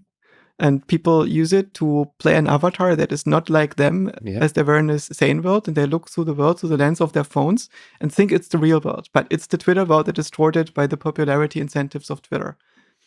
Yeah, the incentives and just our natural biological, the dopamine rush of a like, no matter how, I try to be very kind of Zen-like and minimalist and not be influenced by likes and so on, but it's probably very difficult to avoid that to some degree. Speaking at a small tangent of Twitter, how can Twitter be done better? I think it's an incredible mechanism that has a huge impact on society by doing exactly what you're doing. Doing exactly what you described, which is having this. We're like is some kind of game, and we're kind of our individual RL agents in this game, and it's uncontrollable because there's not really a centralized control. Neither Jack Dorsey nor the engineers at Twitter seem to be able to control this game, or can they? That's sort of a question. Is there any advice you would give on how to control this game? I wouldn't give advice because I am certainly not an expert, but I can give my thoughts on this, and I our brain has solved this problem to some degree, right? Our brain has lots of individual agents that manage to play together in a way. And they have also many contexts in which other organisms have found ways to solve the problems of cooperation that we don't solve on Twitter. And maybe the solution is to go for an evolutionary approach. So imagine that you have something like Reddit or something like Facebook and something like Twitter, and you think about what they have in common. What they have in common, they're companies that in some sense own a protocol. And this protocol is imposed on a community. And the protocol has different components for monetization, for user management, for user display, for rating, for anonymity, for import of other content, and so on. And now imagine that you take these components of the protocol apart and you do it in some sense like communities within this social network. And these communities are allowed to mix and match their protocols and design new ones. So for instance, the UI and the UX can be defined by the community. The rules for sharing content across communities can be defined. The monetization can be redefined. The way you reward individual users for what can be redefined. The way users can represent themselves and to each other can be redefined. And who could be the redefiner? So can individual human beings build enough intuition to redefine those things? This itself can become part of the protocol. So for instance, it could be in some communities, it will be a single person that comes up with these things. In others, it's a group of friends. Some might implement a voting scheme that has some interesting weighted voting. Who knows? Right. Who knows what will be the best self-organizing principle for this? But the process can't be automated. I mean, it seems like the brain... It can be automated, so people can write software for this. And eventually the idea is, let's not make an assumption about this thing if we don't know what the right solution is. In those areas where we have no idea whether the right solution will be people designing this ad hoc or machines doing this, whether you want to enforce compliance by social norms like Wikipedia or with software solutions or with AI that goes through the posts of people or with a legal principle and so on. This is something maybe you need to find out. And so the idea would be if you let the communities evolve and you just control it in such a way that you are incentivizing the most sentient communities, the ones that produce the most interesting behaviors and that allow you to interact in the most helpful ways to the individuals, right? So you have a network that gives you information that is relevant to you. It helps you to maintain relationships to others in healthy ways. Yeah. It allows you to build teams. It allows you to basically bring the best of you into this thing and goes into a coupling, into a relationship with others in which you produce things that you would be unable to produce alone. Yes, beautifully put. So, but the key process of that with incentives and evolution is things that don't adopt themselves to effectively get the incentives have to die. And the thing about social media is communities that are unhealthy or whatever you want to define as the incentives really don't like dying. One of the things that people really get protest aggressively is when they're censored. Especially in America. I don't know much about the rest of the world, but the idea of freedom of speech, the idea of censorship is really painful in America. And so what do you think about that, having grown up in East Germany? What do you think censorship is an important tool in our brain, in the intelligence, and in the social networks? So basically, if you're not a good member of the entirety of the system, then you should be locked away. Important thing is who decides that you're a good member. Who? Is it distributed or? And what is the outcome of the process that decides it, both for the individual and for society at large? For instance, if you have a high trust society, you don't need a lot of surveillance. And the surveillance is even in some sense undermining trust. Yes. Because it's basically punishing people that look suspicious when surveyed, but do the right thing anyway. And the opposite, if you have a low trust society, then surveillance can be a better trade-off. And the US is currently making a transition from a relatively high trust or mixed trust society to a low trust society. So surveillance will increase. Another thing is that beliefs are not just inert representations. There are implementations that run code on your brain and change your reality and change the way you interact with each other at some level. And some of the beliefs are just public opinions that we use to display our alignment. So, for instance, people might say, all cultures are the same and equally good, but still they prefer to live in some cultures over others, very, very strongly so. And it turns out that the cultures are defined by certain rules of interaction. And these rules of interaction lead to different results when you implement them, right? So if you adhere to certain rules, you get different outcomes in different societies. And this all leads to very tricky situations when people do not have a commitment to shared purpose. And our societies probably need to rediscover what it means to have a shared purpose and how to make this compatible with a non-totalitarian view. So in some sense, the US is caught in a conundrum between totalitarianism and diversity, and doesn't need to how to resolve this. And the solutions that the US has found so far are very crude because it's a very young society that is also under a lot of tension. So it seems to me that the US will have to reinvent itself. What do you think, just philosophizing, what kind of mechanisms of government do you think we as a species should be evolving with, US or broadly? What do you think will work well as a system? Of course, we don't know. It all seems to work pretty crappily. Some things worse than others. Some people argue that communism is the best. Others say, yeah, look at the Soviet Union. Some people argue that anarchy is the best, and then completely discarding the positive effects of government. You know, there's a lot of arguments. U.S. seems to be doing pretty damn well in the span of history. There's respect for human rights, which seems to be a nice feature, not a bug. And economically, a lot of growth, a lot of technological development. People seem to be relatively kind on the grand scheme of things. Mm-hmm. What lessons do you draw from that? What kind of government system do you think is good? Ideally, government should not be perceivable, right? It should be frictionless. The more you notice the influence of the government, the more friction you experience, the less effective and efficient the government probably is, right? Mm. So a government, game theoretically, is an agent that imposes an offset on your payout metrics to make your Nash equilibrium compatible with the common good. Right, so you have these situations where people act on their local incentives. Yeah. And these local incentives, everybody does the thing that's locally the best for them, but the global outcome is not good.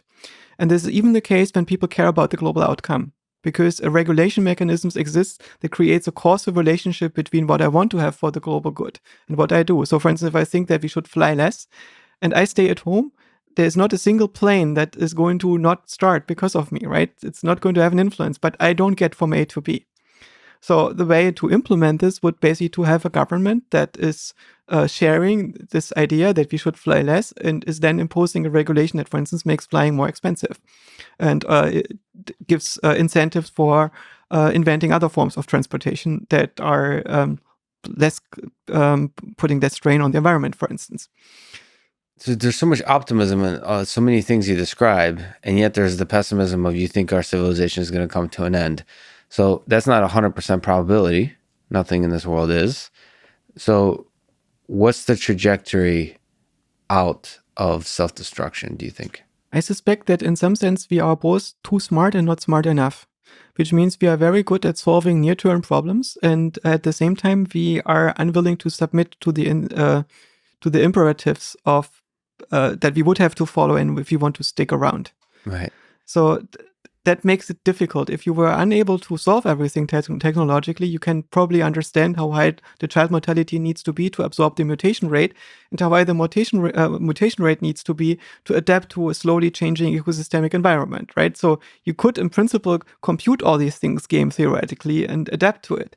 But if you cannot do this because you are like me and you have children, you don't want them to die, you will use any kind of medical information to keep child mortality low, even if it means that within a few generations we have enormous genetic drift and most of us have allergies as a result of not being adapted to the changes that we made to our food supply. That's for now. I say technologically speaking, we're just very young, 300 years industrial revolution. We're very new to this idea. So you're attached to your kids being alive and not being murdered for the greater good of society, but that might be a very temporary moment of time. Yes. That we might evolve in our thinking. So like you said, we're both smart and not smart enough. We are probably not this first human civilization that has discovered technology that allows to efficiently overgraze our resources. And this overgrazing is a thing. At some point, we think we can compensate this because if we have eaten all the grass, we will find a way to grow mushrooms. Right. But it could also be that the ecosystems tip. And so what really concerns me is not so much the end of the civilization, because we will invent a new one. But what concerns me is the fact that, for instance, the oceans might tip. So, for instance, maybe the plankton dies because of ocean acidification and cyanobacteria take over. And as a result, we can no longer breathe the atmosphere. This would be really concerning. So basically a major reboot of most complex organisms on Earth. And I think this is a possibility. I don't know if what the percentage for this possibility is, but it doesn't seem to be outlandish to me if you look at the scale of the changes that we've already triggered on this planet. And so Danny Hillis suggests that, for instance, we may be able to put chalk into the stratosphere to limit solar radiation. Maybe it works. Maybe this is sufficient to counter the effects of what we've done. Maybe it won't be. Maybe we won't be able to implement it by the time it's prevalent. I have no idea how the future is going to play out in this regard. It's just, I think it's quite likely that we cannot continue like this. All our cousin species, the other hominids, are gone. So the right step would be to what? To rewind towards the Industrial Revolution and slow so try to contain the technological process that leads to the overconsumption of resources. Imagine you get to choose. You have one lifetime. Yes. You get born into a sustainable agricultural civilization, 300, maybe 400 million people on the planet, tops. Or before this, some kind of nomadic species with like a million or 2 million. Yeah. And so you don't meet new people unless you give birth to them. You cannot travel to other places in the world. There is no internet. There is no interesting intellectual tradition that reaches considerably deep. So you would not discover Turing completeness probably, and so on. Yeah. So we wouldn't exist. And the alternative is you get born into an insane world. One that is doomed to die because it has just burned 100 million years worth of trees in a single century. Which one do you like? I think I like this one. It's a very weird thing that when you find yourself on a Titanic and you see this iceberg and it looks like we are not going to miss it. And a lot of people are in denial. And most of the counter arguments sound like denial to me. They don't seem to be rational arguments. And the other thing is we are born on this Titanic. Without this Titanic, we wouldn't have been born. We wouldn't be here. We wouldn't be talking. We wouldn't be on the internet. We wouldn't do all the things that we enjoy. And we are not responsible for this happening. It's basically, if we had the choice, we would probably try to prevent it. But when we were born, we were never asked when we want to be born, in which society we want to be born, what incentive structures we want to be exposed to. We have relatively little agency in the entire thing.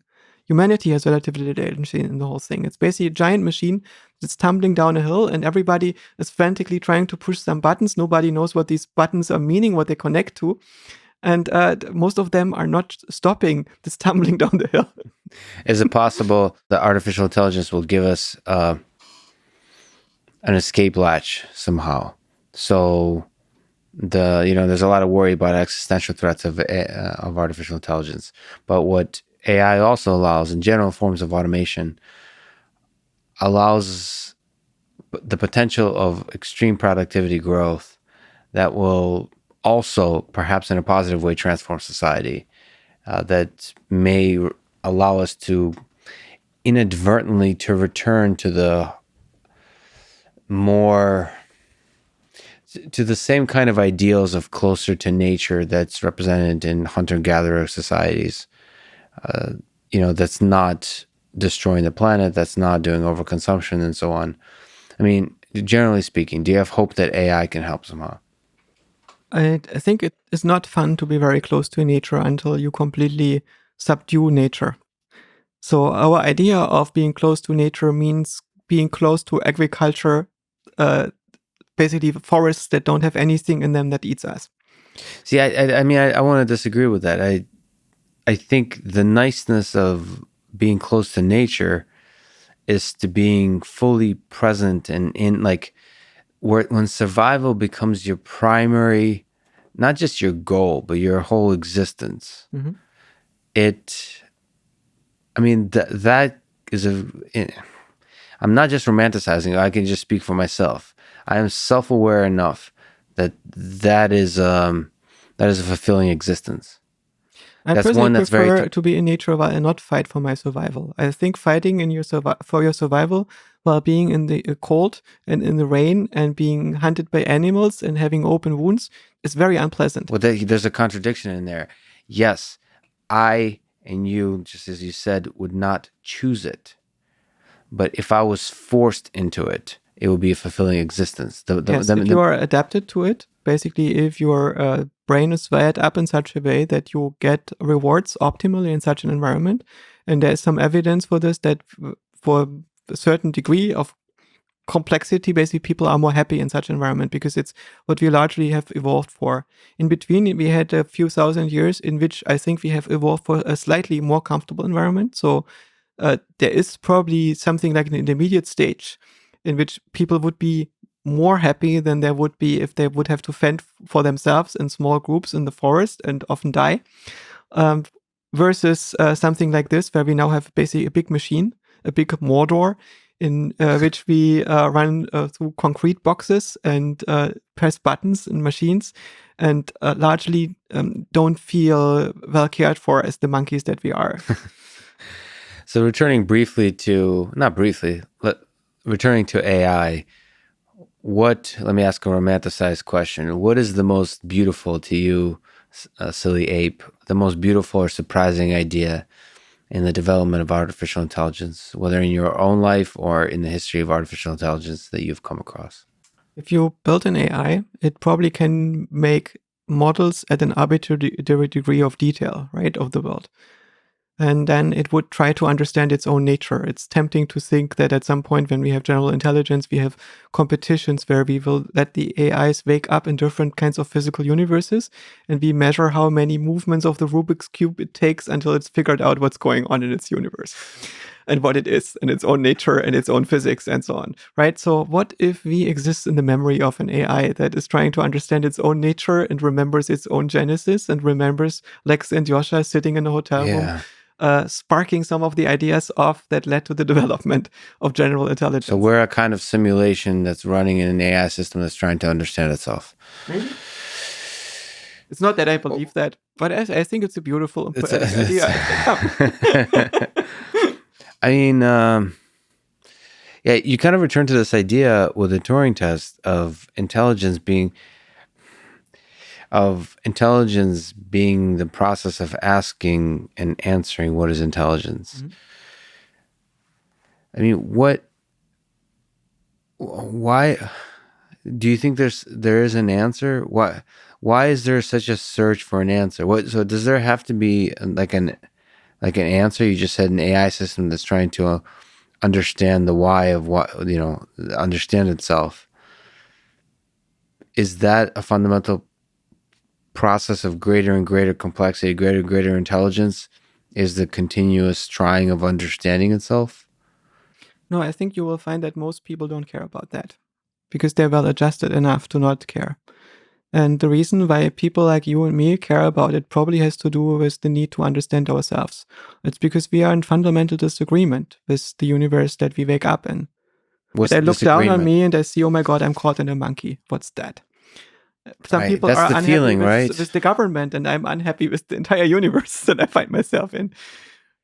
Oh, so you don't think that's a fundamental aspect of human nature that some people are just suppressing? No. That they wake up shocked they're in the body of a monkey? No, there is a clear adaptive value to not be confused by that and by. Well, no, that's not what I asked. So yeah, if there's clear adaptive value, then there's clear adaptive value to, while fundamentally your brain is confused by that, by creating an illusion, another layer of the narrative that says, that tries to suppress that and instead say that, what's going on with the government right now is the most important thing, or what's going on with my football team is the most important thing. But it seems to me for me, it was a really interesting moment reading Ernest Becker's Denial of Death. That this kind of idea that we're all, the fundamental thing from which most of our human mind springs is this fear of mortality, of being cognizant of your mortality and the fear of that mortality. And then you construct illusions on top of that. I guess just to push on it, you really don't think it's possible that this worry of the big existential questions is actually fundamental as the existentialist thought to our existence. I think that the fear of death only plays a role as long as you don't see the big picture. The thing is that minds are software states, right? Software doesn't have identity. Software, in some sense, is a physical law. But hold on a second. Right, software. But it feels like there's an identity. I thought that was for this particular piece of software and the narrative it tells. That's a fundamental property of it, of assigning it an identity. The maintenance of the identity is not terminal. It's instrumental to something else. You maintain your identity so you can serve your meaning. So you can do the things that you're supposed to do before you die. And I suspect that for most people, the fear of death is the fear of dying before they're done with the things that they feel they have to do, even though they cannot quite put their finger on it, what that is. Right. But in the software world, okay, to return to the question, then what happens after we die? So, why would you care? You will not be longer there. The point of dying is that you are gone. Well, maybe I'm not. This is what, it seems like there's so much in the idea that this is just, the mind is just a simulation that's constructing a narrative around some particular aspects of the quantum mechanical wave function world that we can't quite get direct access to. Then, like, the idea of mortality seems to be a little fuzzy as well. Maybe there's not a clear end. No, the fuzzy idea is the one of continuous existence. We don't have continuous existence. How do you know that? Like that? Because it's not computable. Because you're saying it's going to be there is no continuous infinite process. The only thing that binds you together with the Lex Fridman from yesterday is the illusion that you have memories about him. So if you want to upload, it's very easy. You make a machine that thinks it's you. Because it's the same thing that you are. You are a machine that thinks it's you. But that's immortality. Yeah, but it's just a belief. You can create this belief very easily. Once you realize that the question whether you are immortal or not depends entirely on your beliefs and your own continuity. But then you can be immortal by the continuity of the belief. You cannot be immortal, but you can stop being afraid of your mortality because you realize you were never continuously existing in the first place. Well, I don't know if I'd be more terrified or less terrified by that. It seems like the fact that I existed. Also, you don't know this state in which you don't have a self. You can turn off yourself, I can't turn You off can turn it myself. off. You can turn it off. I can. Yes, so you can basically meditate yourself in a state where you are still conscious, where still things are happening, where you know everything that you knew before, but you're no longer identified with changing anything. And this means that yourself, in a way, dissolves. There is no longer this person. You know that this person construct exists in other states and it runs on this brain of Lex Fridman, but it's not a real thing. It's a construct. It's an idea. And you can change that idea. And if you let go of this idea, if you don't think that you are special, you realize it's just one of many people and it's not your favorite person even, right? It's just one of many. Yeah. And it's the one that you are doomed to control for the most part. And that is basically informing the actions of this organism as a control model. And this is all there is. And you are somehow afraid that this control model gets interrupted or loses the identity of continuity. Yeah, so I'm attached. I mean, it's a very popular, it's a somehow compelling notion that being attached, like there's no need to be attached to this idea of an identity. Mm-hmm. But that in itself could be an illusion that you construct. So the process of meditation, while popularly is thought of as getting under the concept of identity, it could be just putting a cloak over it, just telling it to be quiet for the moment. I think that meditation is eventually just a bunch of techniques that let you control attention.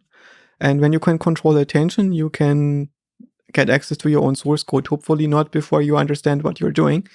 And then you can change the way it works temporarily or permanently. So meditation is to get a glimpse at the source code, get under.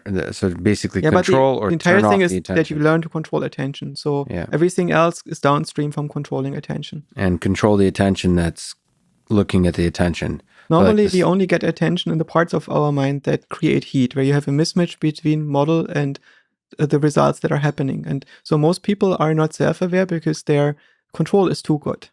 If everything works out roughly the way you want, and the only things that don't work out is whether your football team wins, then you will mostly have models about these domains. And it's only when, for instance, your fundamental relationships to the world around you don't work because the ideology of your country is insane and the other kids are not nerds and don't understand why you understand physics and you don't why you want to understand physics and you don't understand why somebody would not want to understand physics. So we kind of brought up neurons in the brain as reinforcement learning agents. And there's been some successes, as you brought up, with Go, with AlphaGo, AlphaZero, with ideas of self-play, which I think are incredibly interesting ideas of systems playing each other in an automated way to improve by playing other systems in a particular construct of a game that are a little bit better than itself, and then thereby improving continuously. All the competitors in the game are improving gradually, so being just challenging enough and from learning from the process of the competition. Do you have hope for that reinforcement learning process to achieve greater and greater level of intelligence? So we talked about different ideas in AI that we need to be solved. Is RL a part of that process of trying to create an AGI system? So what do you think? definitely forms of unsupervised learning, but there are many algorithms that can achieve that. And I suspect that ultimately the algorithms that work, there will be a class of them or many of them, and they might have small differences of like a magnitude in efficiency. But eventually what matters is the type of model that you form. And the types of models that we form right now are not sparse enough. Sparse, what does it mean to be sparse? So it means that ideally every potential model state should correspond to a potential world state. So basically, if you vary states in your model, you always end up with valid world states. In our mind, it's not quite there. So an indication is basically what we see in dreams. The older we get, the more boring our dreams become, because we incorporate more and more constraints that we learned about how the world works. So many of the things that we imagined to be possible as children turn out to be constrained by physical and social dynamics. And as a result, fewer and fewer things remain possible. It's not because our imagination scales back, but the constraints under which it operates become tighter and tighter. And so the constraints under which our neural networks operate are almost limitless, which means it's very difficult to get a neural network to imagine things that look real. Right. So I suspect part of what we need to do is we probably need to build dreaming systems. I suspect that part of the purpose of dreams is to similar to a generative adversarial network, it learns certain constraints, and then it produces alternative perspectives on the same set of constraints, so you can recognize it under different circumstances. Maybe we have flying dreams as children because we recreate the objects that we know and the maps that we know from different perspectives, which also means from a bird's eye perspective. So I mean, aren't we doing that anyway? I mean, not with our eyes closed and when we're sleeping. Aren't we just constantly running dreams and simulations in our mind as we try to interpret the environment? I mean, sort of considering all the different possibilities, the way we interact with the environment seems like essentially, like you said, sort of creating a bunch of simulations that are consistent with our expectations, with our previous experiences, with the things we just saw recently. And through that hallucination process, we are able to then somehow stitch together what actually we see in the world with the simulations that match it well and thereby interpret it. I suspect that your and my brain are slightly unusual in this regard, which is probably what got you into MIT. So this obsession of constantly pondering possibilities and solutions to problems. Oh, stop it. I think I'm not talking about intellectual stuff. I'm talking about just doing the kind of stuff it takes to walk and not fall. Yes, this is largely automatic. Yes, but the process is, I mean... It's not complicated. It's relatively easy to build a neural network that in some sense learns the dynamics. The fact that we haven't done it right so far, it doesn't mean it's hard, because you can see that a biological organism does it with relatively few neurons. Yeah. So basically you build a bunch of neural oscillators that entrain themselves with the dynamics of your body in such a way that the regulator becomes isomorphic in its model to the dynamics that it regulates. And then it's automatic. And it's only interesting in the sense that it captures attention when the system is off. See, but thinking of the kind of mechanism that's required to do walking as a controller, as like as a neural network, I think it's a compelling notion, but it discards quietly, or at least makes implicit, the fact that you need to have something like common sense reasoning to walk. It's an open question whether you do or not. But my intuition is to act in this world, there's a huge knowledge base that's underlying it somehow.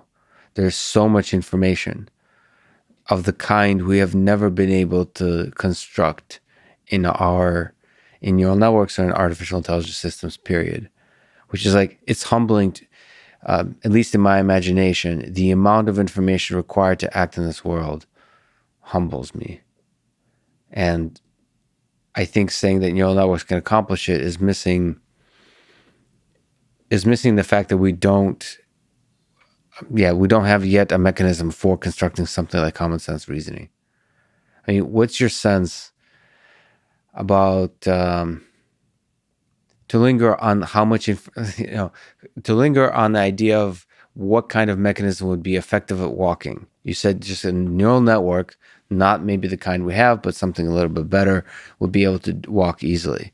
Don't you think it also needs to know, like, a huge amount of knowledge that's represented under the flag of common sense reasoning? How much common sense knowledge do we actually have? Imagine that you are really hardworking through all your life and you form 2 new concepts every half hour. So yes, you end up with something like 1 million concepts, because you don't get that old.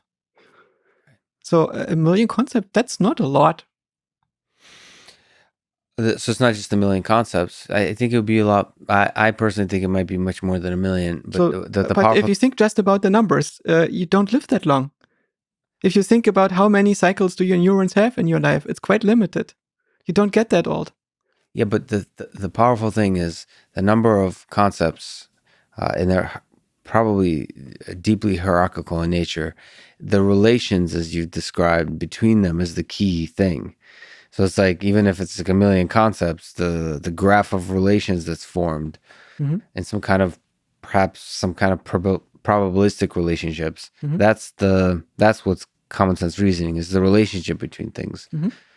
But in some sense, I think of the concepts as the address space for our behavior programs.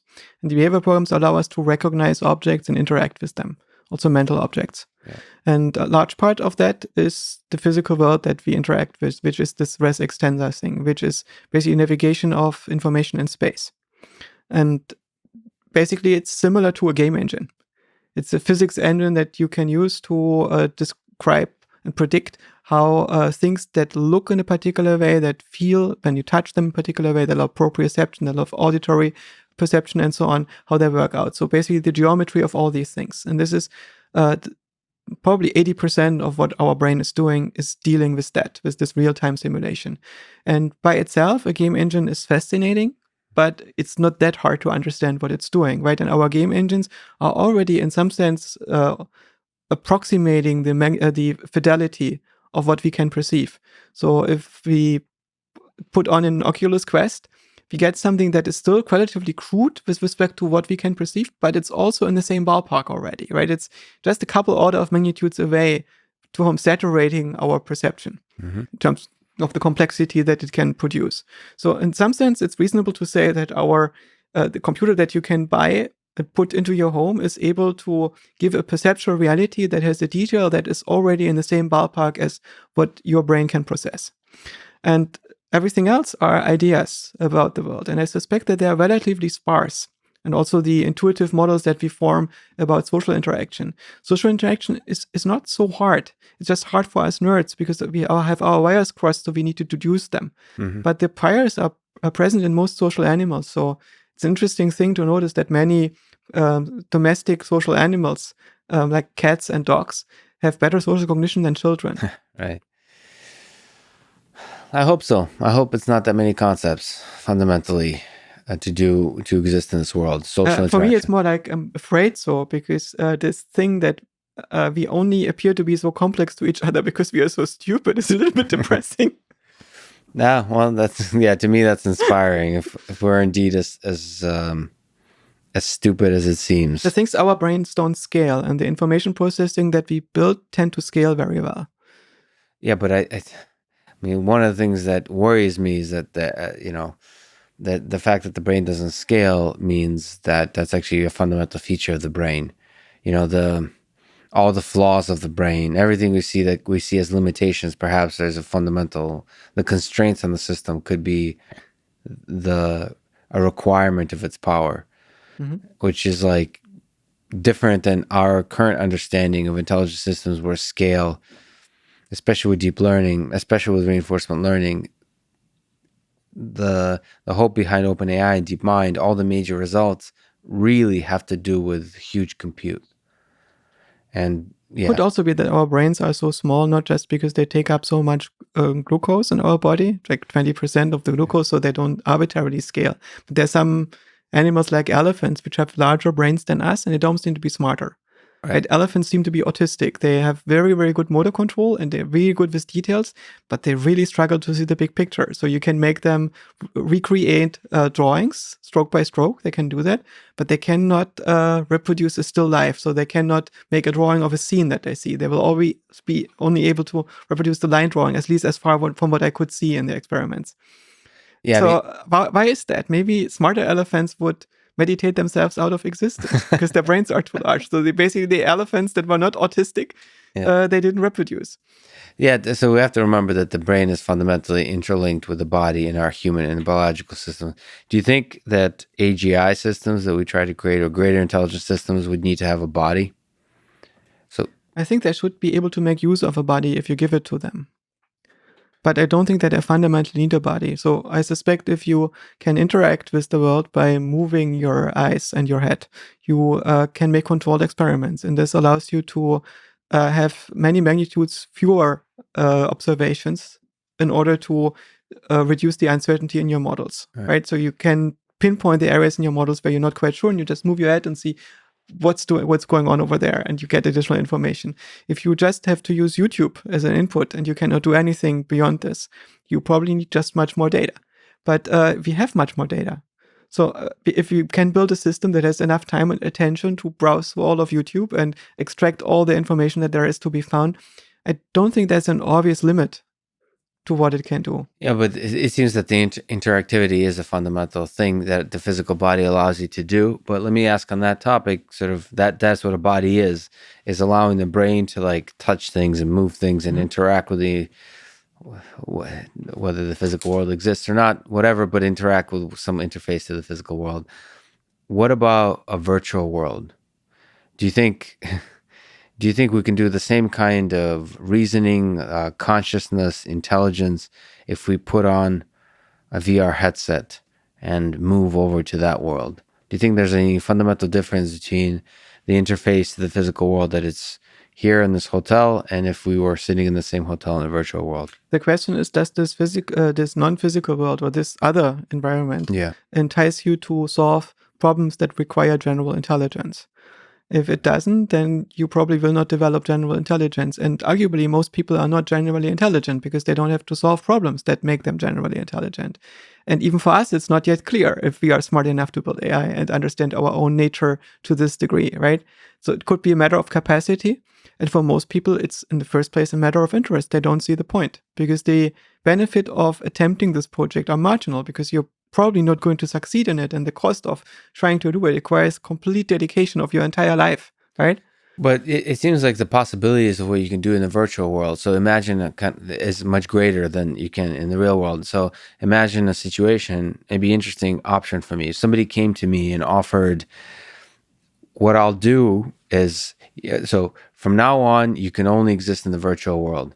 And so you put on this headset, and when you eat, we'll make sure to connect your body up in a way that when you eat in the virtual world, your body will be nourished in the same way in the virtual world. So the aligning incentives between our common sort of real world and the virtual world. But then the possibilities become much bigger. Like I could be other kinds of creatures. I can break the laws of physics as we know them. I could do a lot of, I mean, the possibilities are endless, right? As far as we think. It's an interesting thought whether, like, what existence would be like, what kind of intelligence would emerge there, what kind of consciousness, what kind of maybe greater intelligence, even in me, Lex, even at this stage in my life, if I spend the next 20 years in that world, to see how that intelligence emerges. And if that happened at the very beginning, before I was even cognizant of my existence in this physical world, it's interesting to think how that child would develop. And the way virtual reality and digitization of everything is moving, it's not completely out of the realm of possibility that some part of our lives will, if not entirety of it, will live in a virtual world to a greater degree than we currently have living on Twitter and social media and so on. Does something draw you intellectually or naturally in terms of thinking about AI to this virtual world where more possibilities are?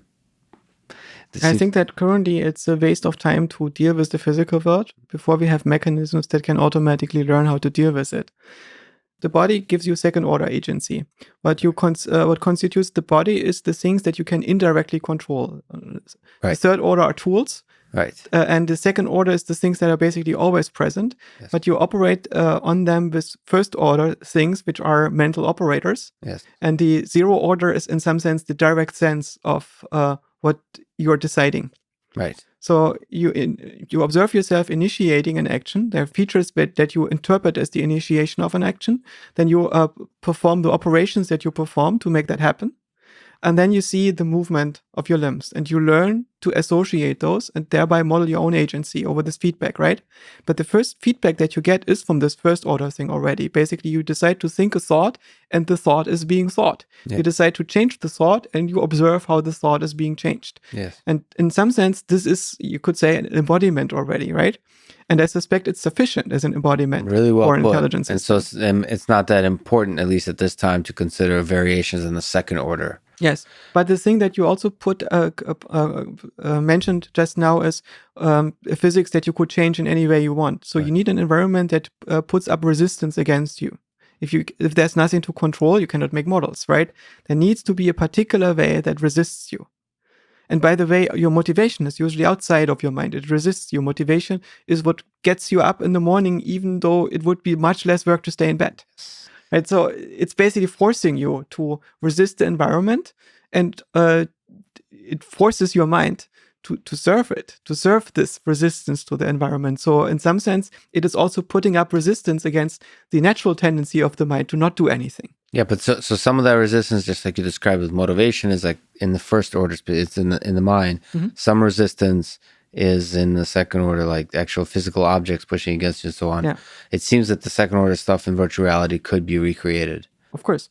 But it might be sufficient that you just do mathematics, and mathematics is already putting up enough resistance against you. So basically just with an aesthetic motive, this could maybe sufficient to form a type of intelligence. It would probably not be a very human intelligence, but it might be one that is already general. So to mess with this zeroth order, maybe first order, what do you think about ideas of brain-computer interfaces? So again, returning to our friend Elon Musk and Neuralink, a company that's trying to, of course, there's a lot of trying to cure diseases and so on with the near term, but the long-term vision is to add an extra layer so basically expand the capacity of the brain, connected to the computational world.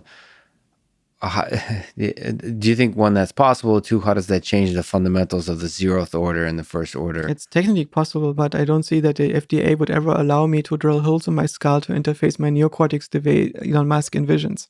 So at the moment, I can do horrible things to mice, but I'm not able to do useful things to people, except maybe at some point down the line in medical applications. So this thing that we are envisioning, which means recreational and creational brain-computer interfaces are probably not going to happen in the present legal system. I love it how I'm asking you out there philosophical and sort of engineering questions, and for the first time ever, you jumped to the legal FDA. There would be enough people that would be crazy enough to have holes drilled in their skull to try a new type of brain-computer interface. But right? also, if it works, FDA will approve it. I mean, it's like because I work a lot with autonomous vehicles. Yes, you can say that it's going to be a very difficult regulatory process of approving autonomous, but it doesn't mean autonomous vehicles are never going to happen. So no, they will totally happen as soon as we create jobs for at least 2 lawyers and 1 regulator per car. So yes, lawyers. That's actually lawyers is the fundamental substrate of reality. In the US, it's a very weird system. It's not universal in the world. The law is a very interesting software once you realize it, right? These circuits are, in some sense, streams of software, and it largely works by exception handling. Yeah. So you make decisions on the ground, and they get synchronized with the next level structure as soon as an exception is being thrown. Yeah, so it escalates the exception handling. The process is very expensive, especially since it incentivizes the lawyers for producing work for lawyers. Yeah, so the exceptions are actually incentivized for firing often. But to return outside of lawyers, is there anything fundamentally is there anything interesting, insightful about the possibility of this extra layer of intelligence added to the brain? I do think so, but I don't think that you need technically invasive procedures to do so. We can already interface with other people by observing them very, very closely and getting in some kind of empathetic resonance.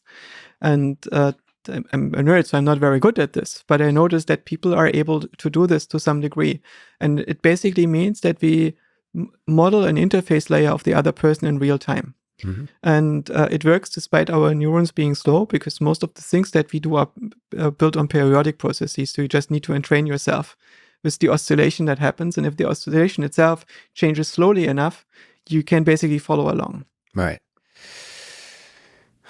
But the bandwidth of that interaction, it seems like you can do a lot more computation when there's... Yeah, of course.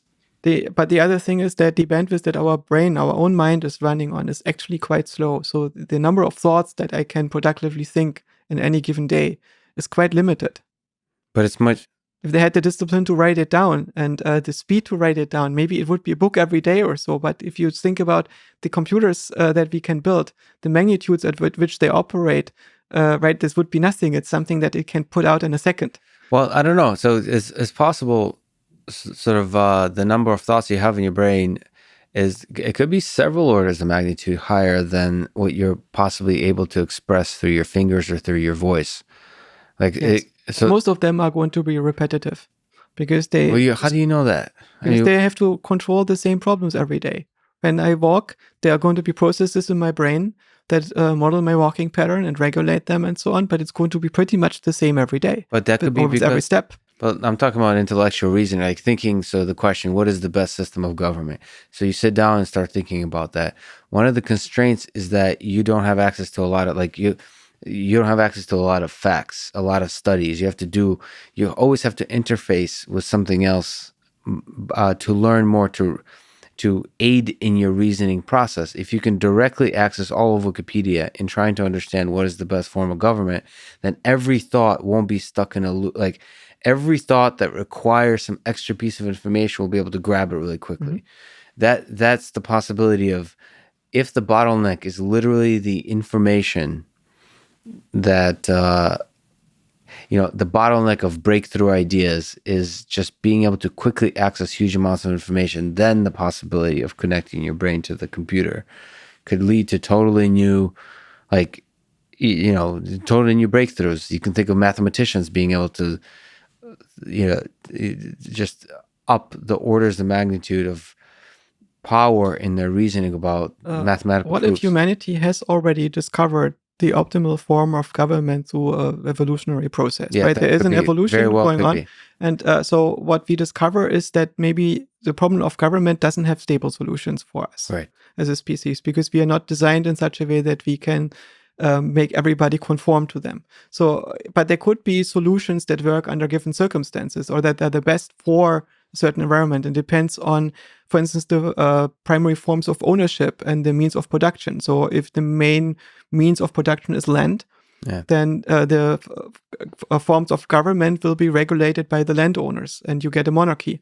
If you also want to have a form of government in which you depend on some form of slavery, for instance, where the peasants have to work very long hours for very little gain, so very few people can have plumbing, then maybe you need to promise them that to get paid in the afterlife, the overtime, right? So you need a theocracy. And so for much of human history in the West, we had a combination of monarchy and theocracy. That was our form of governance, right? At the same time, the Catholic Church implemented game-theoretic principles. I recently reread Thomas Aquinas. It's very interesting to see this because he was not a dualist. He was translating Aristotle in a particular way for designing an operating system for the Catholic society. And he says that basically people are animals, and very much the same way as Aristotle envisions, which basically organisms with cybernetic control. And then he says that there are additional rational principles that humans can discover, and everybody can discover them, so they are universal. If you are sane, you should understand, you should submit to them, because you can rationally deduce them. And these principles are roughly, you should be willing to self-regulate correctly. You should be willing to do correct social regulation. It's intra-organismic. You should be willing to act on your models, so you have skin in the game.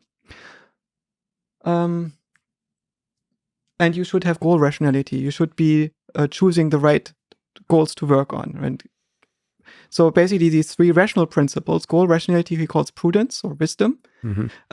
Social regulation is justice, the correct social one, and the internal regulation is temperance. And this thing, the willingness to act on your models, is courage. And then he says that there are, additionally to these four cardinal virtues, three divine virtues. And these three divine virtues cannot be rationally deduced, but they reveal themselves by their harmony, which means if you assume them and you extrapolate what's going to happen, you will see that they make sense. And it's often been misunderstood as God has to tell you that these are the things, so there's something nefarious going on. The Christian conspiracy forces you to believe some guy with a long beard that they discovered this. But so these principles are relatively simple. Again, you need, it's for high-level organization, for the resulting civilization that you form. Commitment to unity. So basically you serve this higher, larger thing, this structural principle on the next level, and he calls that faith.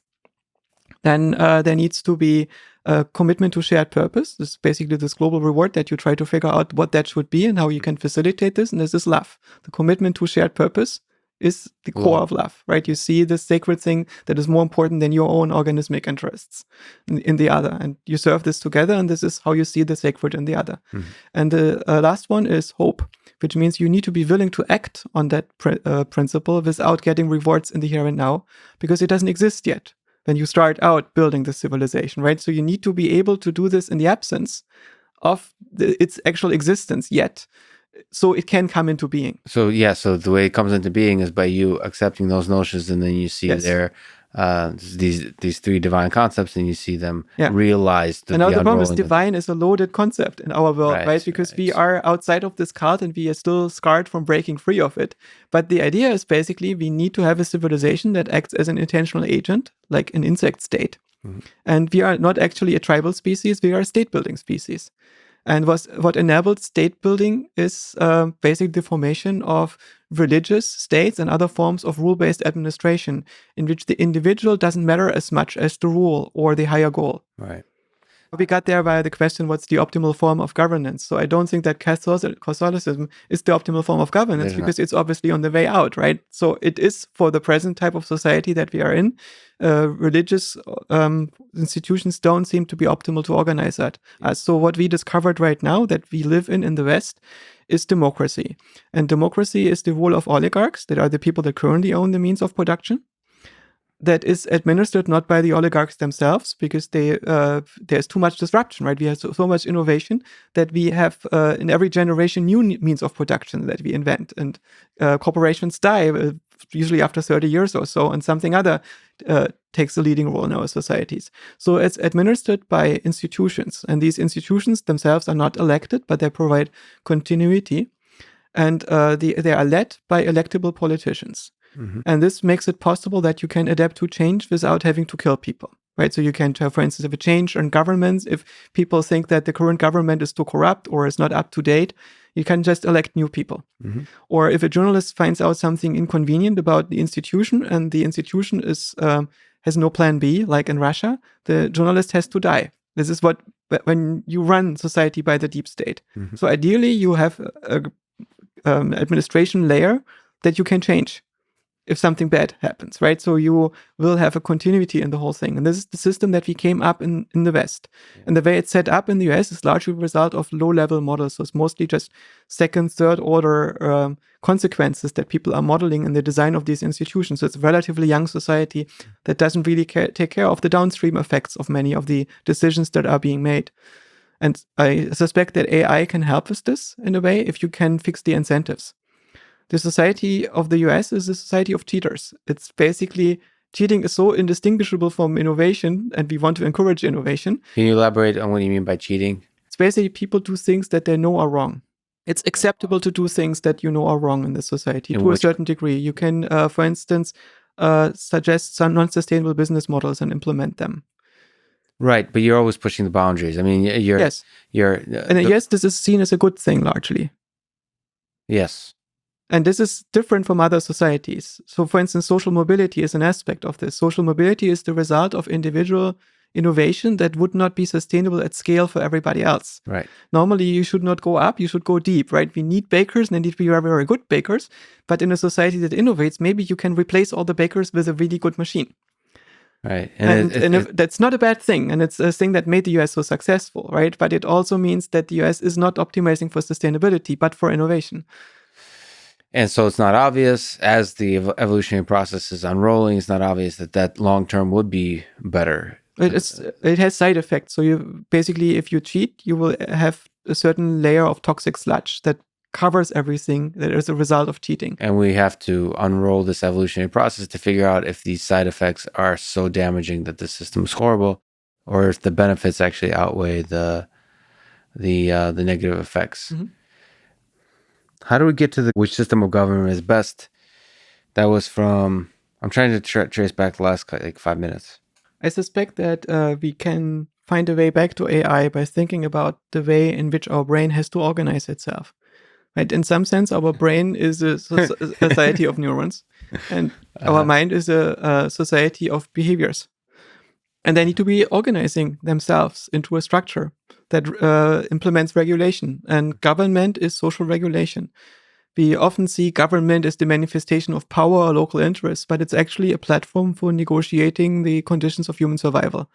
Right. And this platform emerges over the current needs and possibilities and the trajectory that we have. So given the present state, there are only so many options on how we can move into the next state without completely disrupting everything. And we mostly agree that it's a bad idea to disrupt everything because it will endanger our food supply for a while and the entire infrastructure and fabric of society. So we do try to find natural transitions. And there are not that many natural transitions available at any given point. What do you mean by natural transitions? So we try to not to have revolutions if we can help it. I see, right. So speaking of revolutions and the connection between government systems and the mind, you've also said that in some sense becoming an adult means you take charge of your emotions. Mm-hmm. Maybe you never said that. Maybe I just made that up. But in the context of the mind, what's the role of emotion? And what is it? First of all, what is emotion? What's its role? It's several things. So psychologists often distinguish between emotion and feeling, and in common day parlance, we don't. I think that an emotion is a configuration of the cognitive system. And that's especially true for the lowest level, for the affective state. So when you have an affect, it's the configuration of certain modulation parameters like arousal, valence, your attentional focus, whether it's wide or narrow, interoception or exteroception, and so on. And all these parameters together put you in a certain way you relate to the environment and to yourself. And this is, in some sense, an emotional configuration. In the more narrow sense, an emotion is an affective state that has an object. And the relevance of that object is given by motivation. And motivation is a bunch of needs that are associated with rewards, things that give you pleasure and pain. And you don't actually act on your needs, you act on models of your needs. Because when the pleasure and pain manifest, it's too late, you've done everything. But so you act on expectations what will give you pleasure and pain. And these are your purposes. The needs don't form a hierarchy, they just coexist and compete. And your organism has to, or your brain has to find a dynamic homeostasis between them. But the purposes need to be consistent. So you basically can create a story for your life and make plans. And so we organize them all into hierarchies. And there is not a unique solution for this. Some people eat to make art and other people make art to eat. And they might end up doing the same things, but they cooperate in very different ways because their ultimate goals are different. And we cooperate based on shared purpose. Everything else that is not cooperation on shared purpose is transactional. I don't think I understood that last piece of the achieving the homeostasis. Are you distinguishing between the experience of emotion and the expression of emotion? Of course. So the experience of emotion is a feeling. And in this sense, what you feel is an appraisal that your perceptual system has made of the situation at hand. Right. And it makes this based on your motivation. Yes. And on your estimates, not your, but of the subconscious geometric parts of your mind that assess the situation in the world with something like a neural network. And this neural network is making itself known to the symbolic parts of your mind, to your conscious attention, via mapping them as features into a space. So what you will feel about your emotion is a projection usually into your body map. So you might feel anxiety in your solar plexus, and you might feel it as a contraction, which is all geometry, right? Mm-hmm. Your body map is the space that is always instantiated and always available. So it's a very obvious cheat if your non-symbolic parts of your brain try to talk to your symbolic parts of your brain to map the feelings into the body map. And then you perceive them as pleasant or unpleasant, depending on whether the appraisal has a negative or positive valence. And then you have different features of them that give you more knowledge about the nature of what you're feeling. So for instance, when you feel connected to other people, you typically feel this in your chest region around your heart. And you feel this is an expansive feeling in which you're reaching out, right? And it's very intuitive to encode it like this. That's why it's encoded like this for most people. It's encoded. It's a code. It's a code in which the non-symbolic parts of your mind talk to the symbolic ones. And then the expression of emotion is then the final step that could be sort of gestural or visual or so on. That's just a part of the communication. Probably evolved as part of an adversarial communication. Oh, so as soon as you started to observe the facial expression and posture of others to understand what emotional state they are in, others started to use this as signaling and also to subvert your model of their emotional state. Right. So we now look at the inflections, at the difference between the standard face that they're going to make in this situation. Right? Yeah. When you are at a funeral, everybody expects you to make a solemn face. But the solemn face doesn't express whether you're sad or not. It just expresses that you understand what face you have to make at a funeral. Nobody should know that you are triumphant. Mm-hmm. So when you try to read the emotion of another person, you try to look at the delta between a truly sad expression and the things that are animating this face behind the curtain. So the interesting thing is, having done this podcast and the video component, one of the things I've learned is that now I'm Russian and I just don't know how to express emotion on my face. One, I see that as weakness, but whatever. People look to me after you say something. They look to my face to help them see how they should feel about what you said, which is fascinating because then they'll often comment on why did you look bored or why did you particularly enjoy that part or why did you whatever. It's a kind of interesting. It makes me cognizant of I'm part. Like you're basically saying a bunch of brilliant things, but I'm part of the play that you're the key actor in by making my facial expressions and therefore telling the narrative of what the big point is, which is fascinating. Makes me cognizant that I'm supposed to be making facial expressions. Even this conversation is hard because my preference will be to wear a mask with sunglasses to where I could just listen. Yes.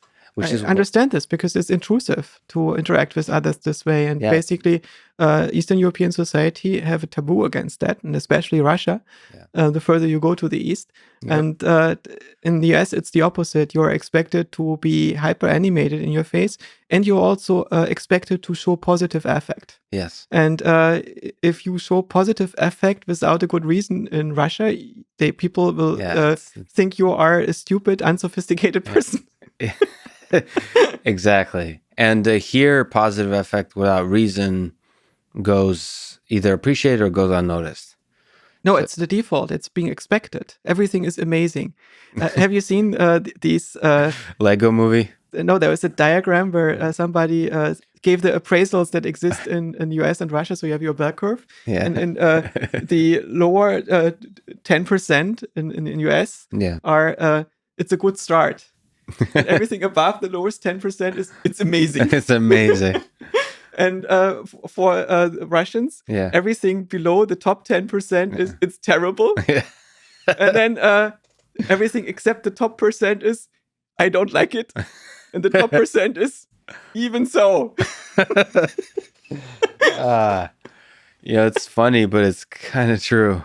No, yeah. But there's a deeper aspect to this. It's also how we construct meaning. In the US, usually you focus on the positive aspects and you just suppress the negative aspects. And in our Eastern European traditions, we emphasize the fact that if you hold something above the waterline, you also need to put something below the waterline because existence by itself is at best neutral. Right. That's the basic intuition. If at best neutral. Yes. Or it could be just suffering. The default is there suffering. Are moments of beauty, but these moments of beauty are inextricably linked to the reality of suffering. Yeah. And to not acknowledge the reality of suffering means that you are really stupid and unaware of the fact that basically every conscious being spends most of the time suffering. Yeah, you just summarized the ethos of the Eastern Europe. Yeah, most of life is suffering with occasional moments of beauty. And if your facial expressions don't acknowledge the abundance of suffering in the world and in existence itself, then you must be an idiot. It's an interesting thing when you raise children in the US and you, in some sense, preserve the identity of the intellectual and cultural traditions that are embedded in your own families. And your daughter asks you about Ariel the mermaid. Yeah. And asks you, why is Ariel not allowed to play with the humans? And you tell her the truth. She's a siren. Sirens eat people. You don't play with your food. It does not end well. And then you tell her the original story, which is not the one by Andersen, which is the romantic one. And there's a much darker one. Which the Undine story. What happened? So Undine is a mermaid or a water woman. She lives on the ground of a river and she meets this prince and they fall in love. And the prince really, really wants to be with her. And she says, okay, but the deal is you cannot have any other woman. If you marry somebody else, even though you cannot be with me, because obviously you cannot breathe underwater and have other things to do than managing your kingdom with you up here, you will die. And eventually, after a few years, he falls in love with some princess and marries her. And she shows up and quietly goes into his chamber and nobody is able to stop her or willing to do so because she is fierce. Mm-hmm. And she comes quietly and sad out of his chamber and they ask her, what has happened? What did you do? And she said, I kissed him to death. Well done. And you know the Andersen story, right? In the Andersen story, the mermaid is playing with this prince that she saves, and she falls in love with him, and she cannot live out there, so she is giving up her voice and her tail for a human-like appearance, so she can walk among the humans. But this guy does not recognize that she is the one that he would marry. Instead, he marries somebody who has a kingdom and economical and political relationships to his own kingdom, and so on, as he should. It's quite tragic. And she dies. Yeah. So, yeah, instead Disney, the Little Mermaid story has a little bit of a happy ending. That's the American way. My own problem is with this, of course, that I read Oscar Wilde before I read the other things. So I'm inoculated with this romanticism. And I think that the mermaid is right. You sacrifice your life for romantic love. That's what you do. Because if you are confronted with either serving the machine and doing the obviously right thing under the economic and social and all other human incentives, that's wrong. You should follow your heart. So, do you think suffering is fundamental to happiness along No, these lines? suffering is the result of caring about things that you cannot change. And if you are able to change what you care about to those things that you can change, you will not suffer. But would you then be able to experience happiness? Yes. But happiness itself is not important. Happiness is like a cookie.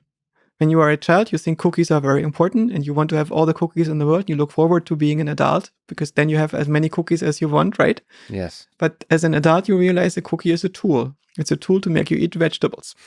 And once you eat your vegetables anyway, you stop eating cookies for the most part, because otherwise you will get diabetes and will not be around for your kids. Yes, but then the cookie, the scarcity of a cookie, if scarcity is enforced, nevertheless, so like the pleasure comes from the scarcity. Yes, but the happiness is a cookie that your brain bakes for itself. It's not made by the environment. The environment cannot make you happy. It's your appraisal of the environment that makes you happy. And if you can change the appraisal of the environment, which you can learn to, then you can create arbitrary states of happiness. And some meditators fall into this trap. So they discover the room, this basement room in their brain where the cookies are made, and they indulge in stuff themselves. And after a few months, it gets really old and the big crisis of meaning comes. Because they thought before that their unhappiness was the result of not being happy enough. So they fixed this, right? They can release the neurotransmitters at will if they train. And then the crisis of meaning pops up at a deeper layer. And the question is, why do I live? How can I make a sustainable civilization that is meaningful to me? How can I insert myself into this? And this was the problem that you couldn't solve in the first place. But at the end of all this, let me then ask that same question. What is that the answer to that? What could a possible answer be of the meaning of life? What could an answer be? What is it to you? I think that if you look at the meaning of life, you look at what the cell is. The life is the cell, right? The original cell. Yes, or this principle, the cell. It's this self-organizing thing that can participate in evolution. In order to make it work, it's a molecular machine. It needs a self-replicator, a negative entropy extractor, and a Turing machine. If any of these parts is missing, you don't have a cell and it is not living, right? And life is basically the emergent complexity over that principle. Once you have this intelligent supermolecule, the cell, there is very little that you cannot make it do. It's probably the optimal computronium, and especially in terms of resilience. Right? It's very hard to sterilize a planet once it's infected with life. So it's active function of these three components of the supercell of cell is present in the cell, is present in us, and it's just... We are just an expression of the cell. It's a certain layer of complexity in the organization of cells. So in a way, it's tempting to think of the cell as a von Neumann probe. If you want to build intelligence on other planets, the best way to do this is to infect them with cells. And wait for long enough, and with a reasonable chance, the stuff is going to evolve into an information processing principle that is general enough to become sentient. With that idea is very akin to sort of the same dream and beautiful ideas that are expressed through cellular automata in their most simple mathematical form. Mm-hmm. If you just inject the system with some basic mechanisms of replication and so on, basic rules, amazing things would emerge. The cell is able to do something that James Tardy calls existential design. He points out that in technical design, we go from the outside in. We work in a highly controlled environment in which everything is deterministic, like our computers, or our labs, or our engineering workshops. And then we use this determinism to implement a particular kind of function that we dream up and that seamlessly interfaces with all the other deterministic functions that we already have in our world. So it's basically from the outside in.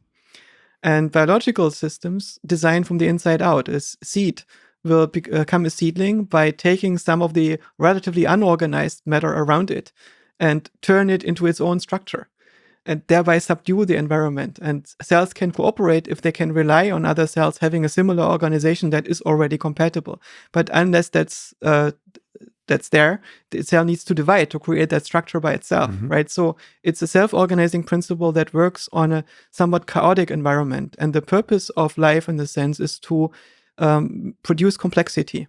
And the complexity allows you to harvest negative entropy gradients that you couldn't harvest without the complexity.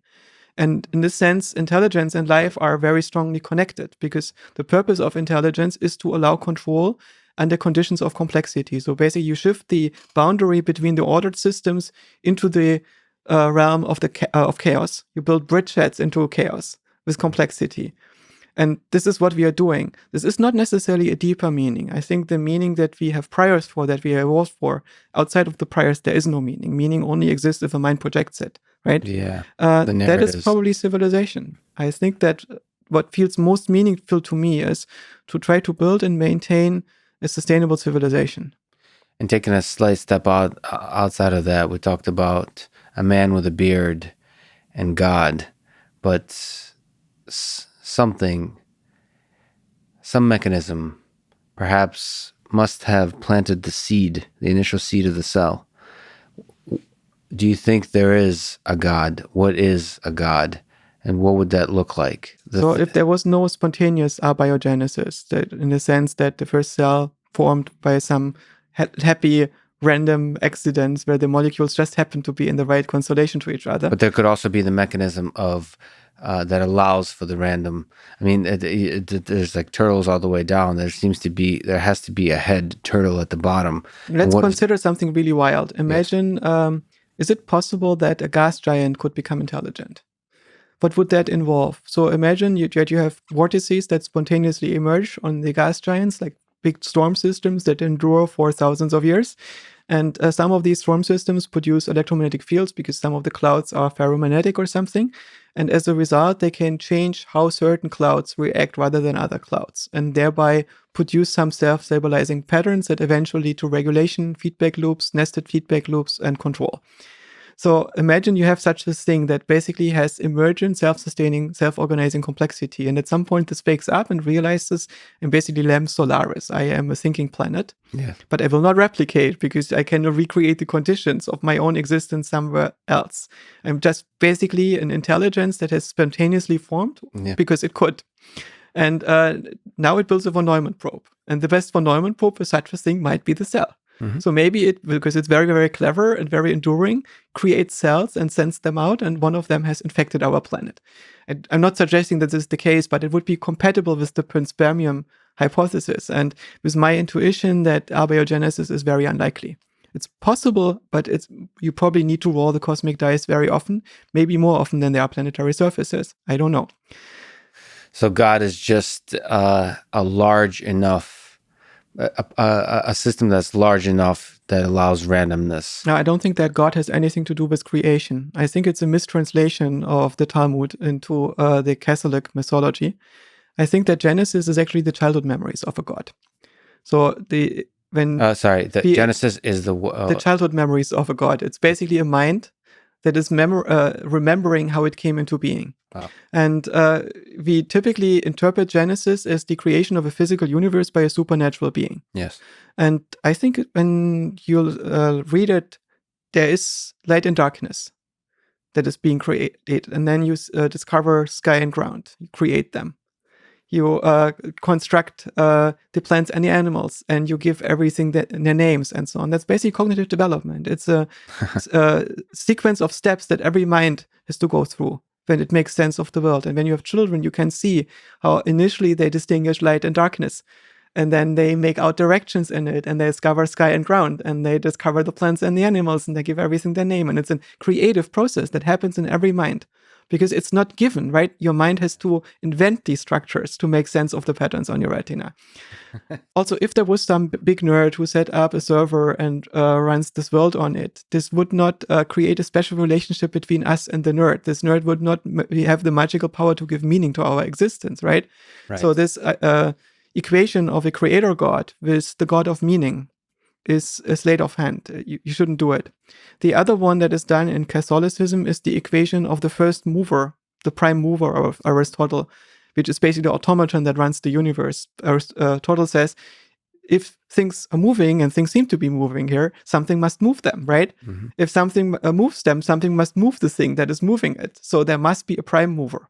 This idea to say that this prime mover is a supernatural being is complete nonsense, right? It's an automaton in the simplest case. So we have to explain the enormity that this automaton exists at all. But again, we don't have any possibility to infer anything about its properties except that it's able to produce change in information, right? So there needs to be some kind of computational principle. This is all there is. But to say this automaton is identical again with a creator or first cause or with a thing that gives meaning to our life is confusion. No, I think that what we perceive is the higher being that we are part of. And the higher being that we are part of is the civilization. It's the thing in which we have a similar relationship as the cell has to our body. And we have this prior because we have evolved to organize in these structures. Mm-hmm.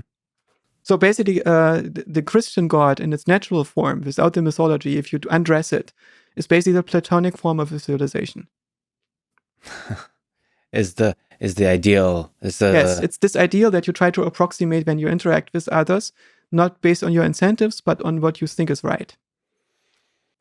Wow, we covered a lot of ground, and we're left with one of my favorite lines, and there's many, which is happiness is a cookie that the brain bakes itself.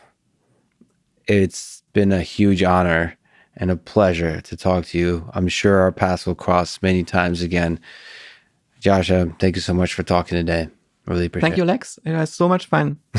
I enjoyed it. Awesome. Thanks for listening to this conversation with Joscha Bach, and thank you to our sponsors, ExpressVPN and Cash App. Please consider supporting this podcast by getting ExpressVPN at expressvpn.com/LexPod and downloading Cash App and using code LEXPODCAST. If you enjoy this thing, subscribe on YouTube, review it with 5 stars on Apple Podcast, support it on Patreon, or simply connect with me on Twitter at Lex Fridman. And yes, try to figure out how to spell it without the E. And now, let me leave you with some words of wisdom from Joscha Bach. If you take this as a computer game metaphor, this is the best level for humanity to play. And this best level happens to be the last level, as it happens against the backdrop of a dying world. But it's still the best level. Thank you for listening, and hope to see you next time.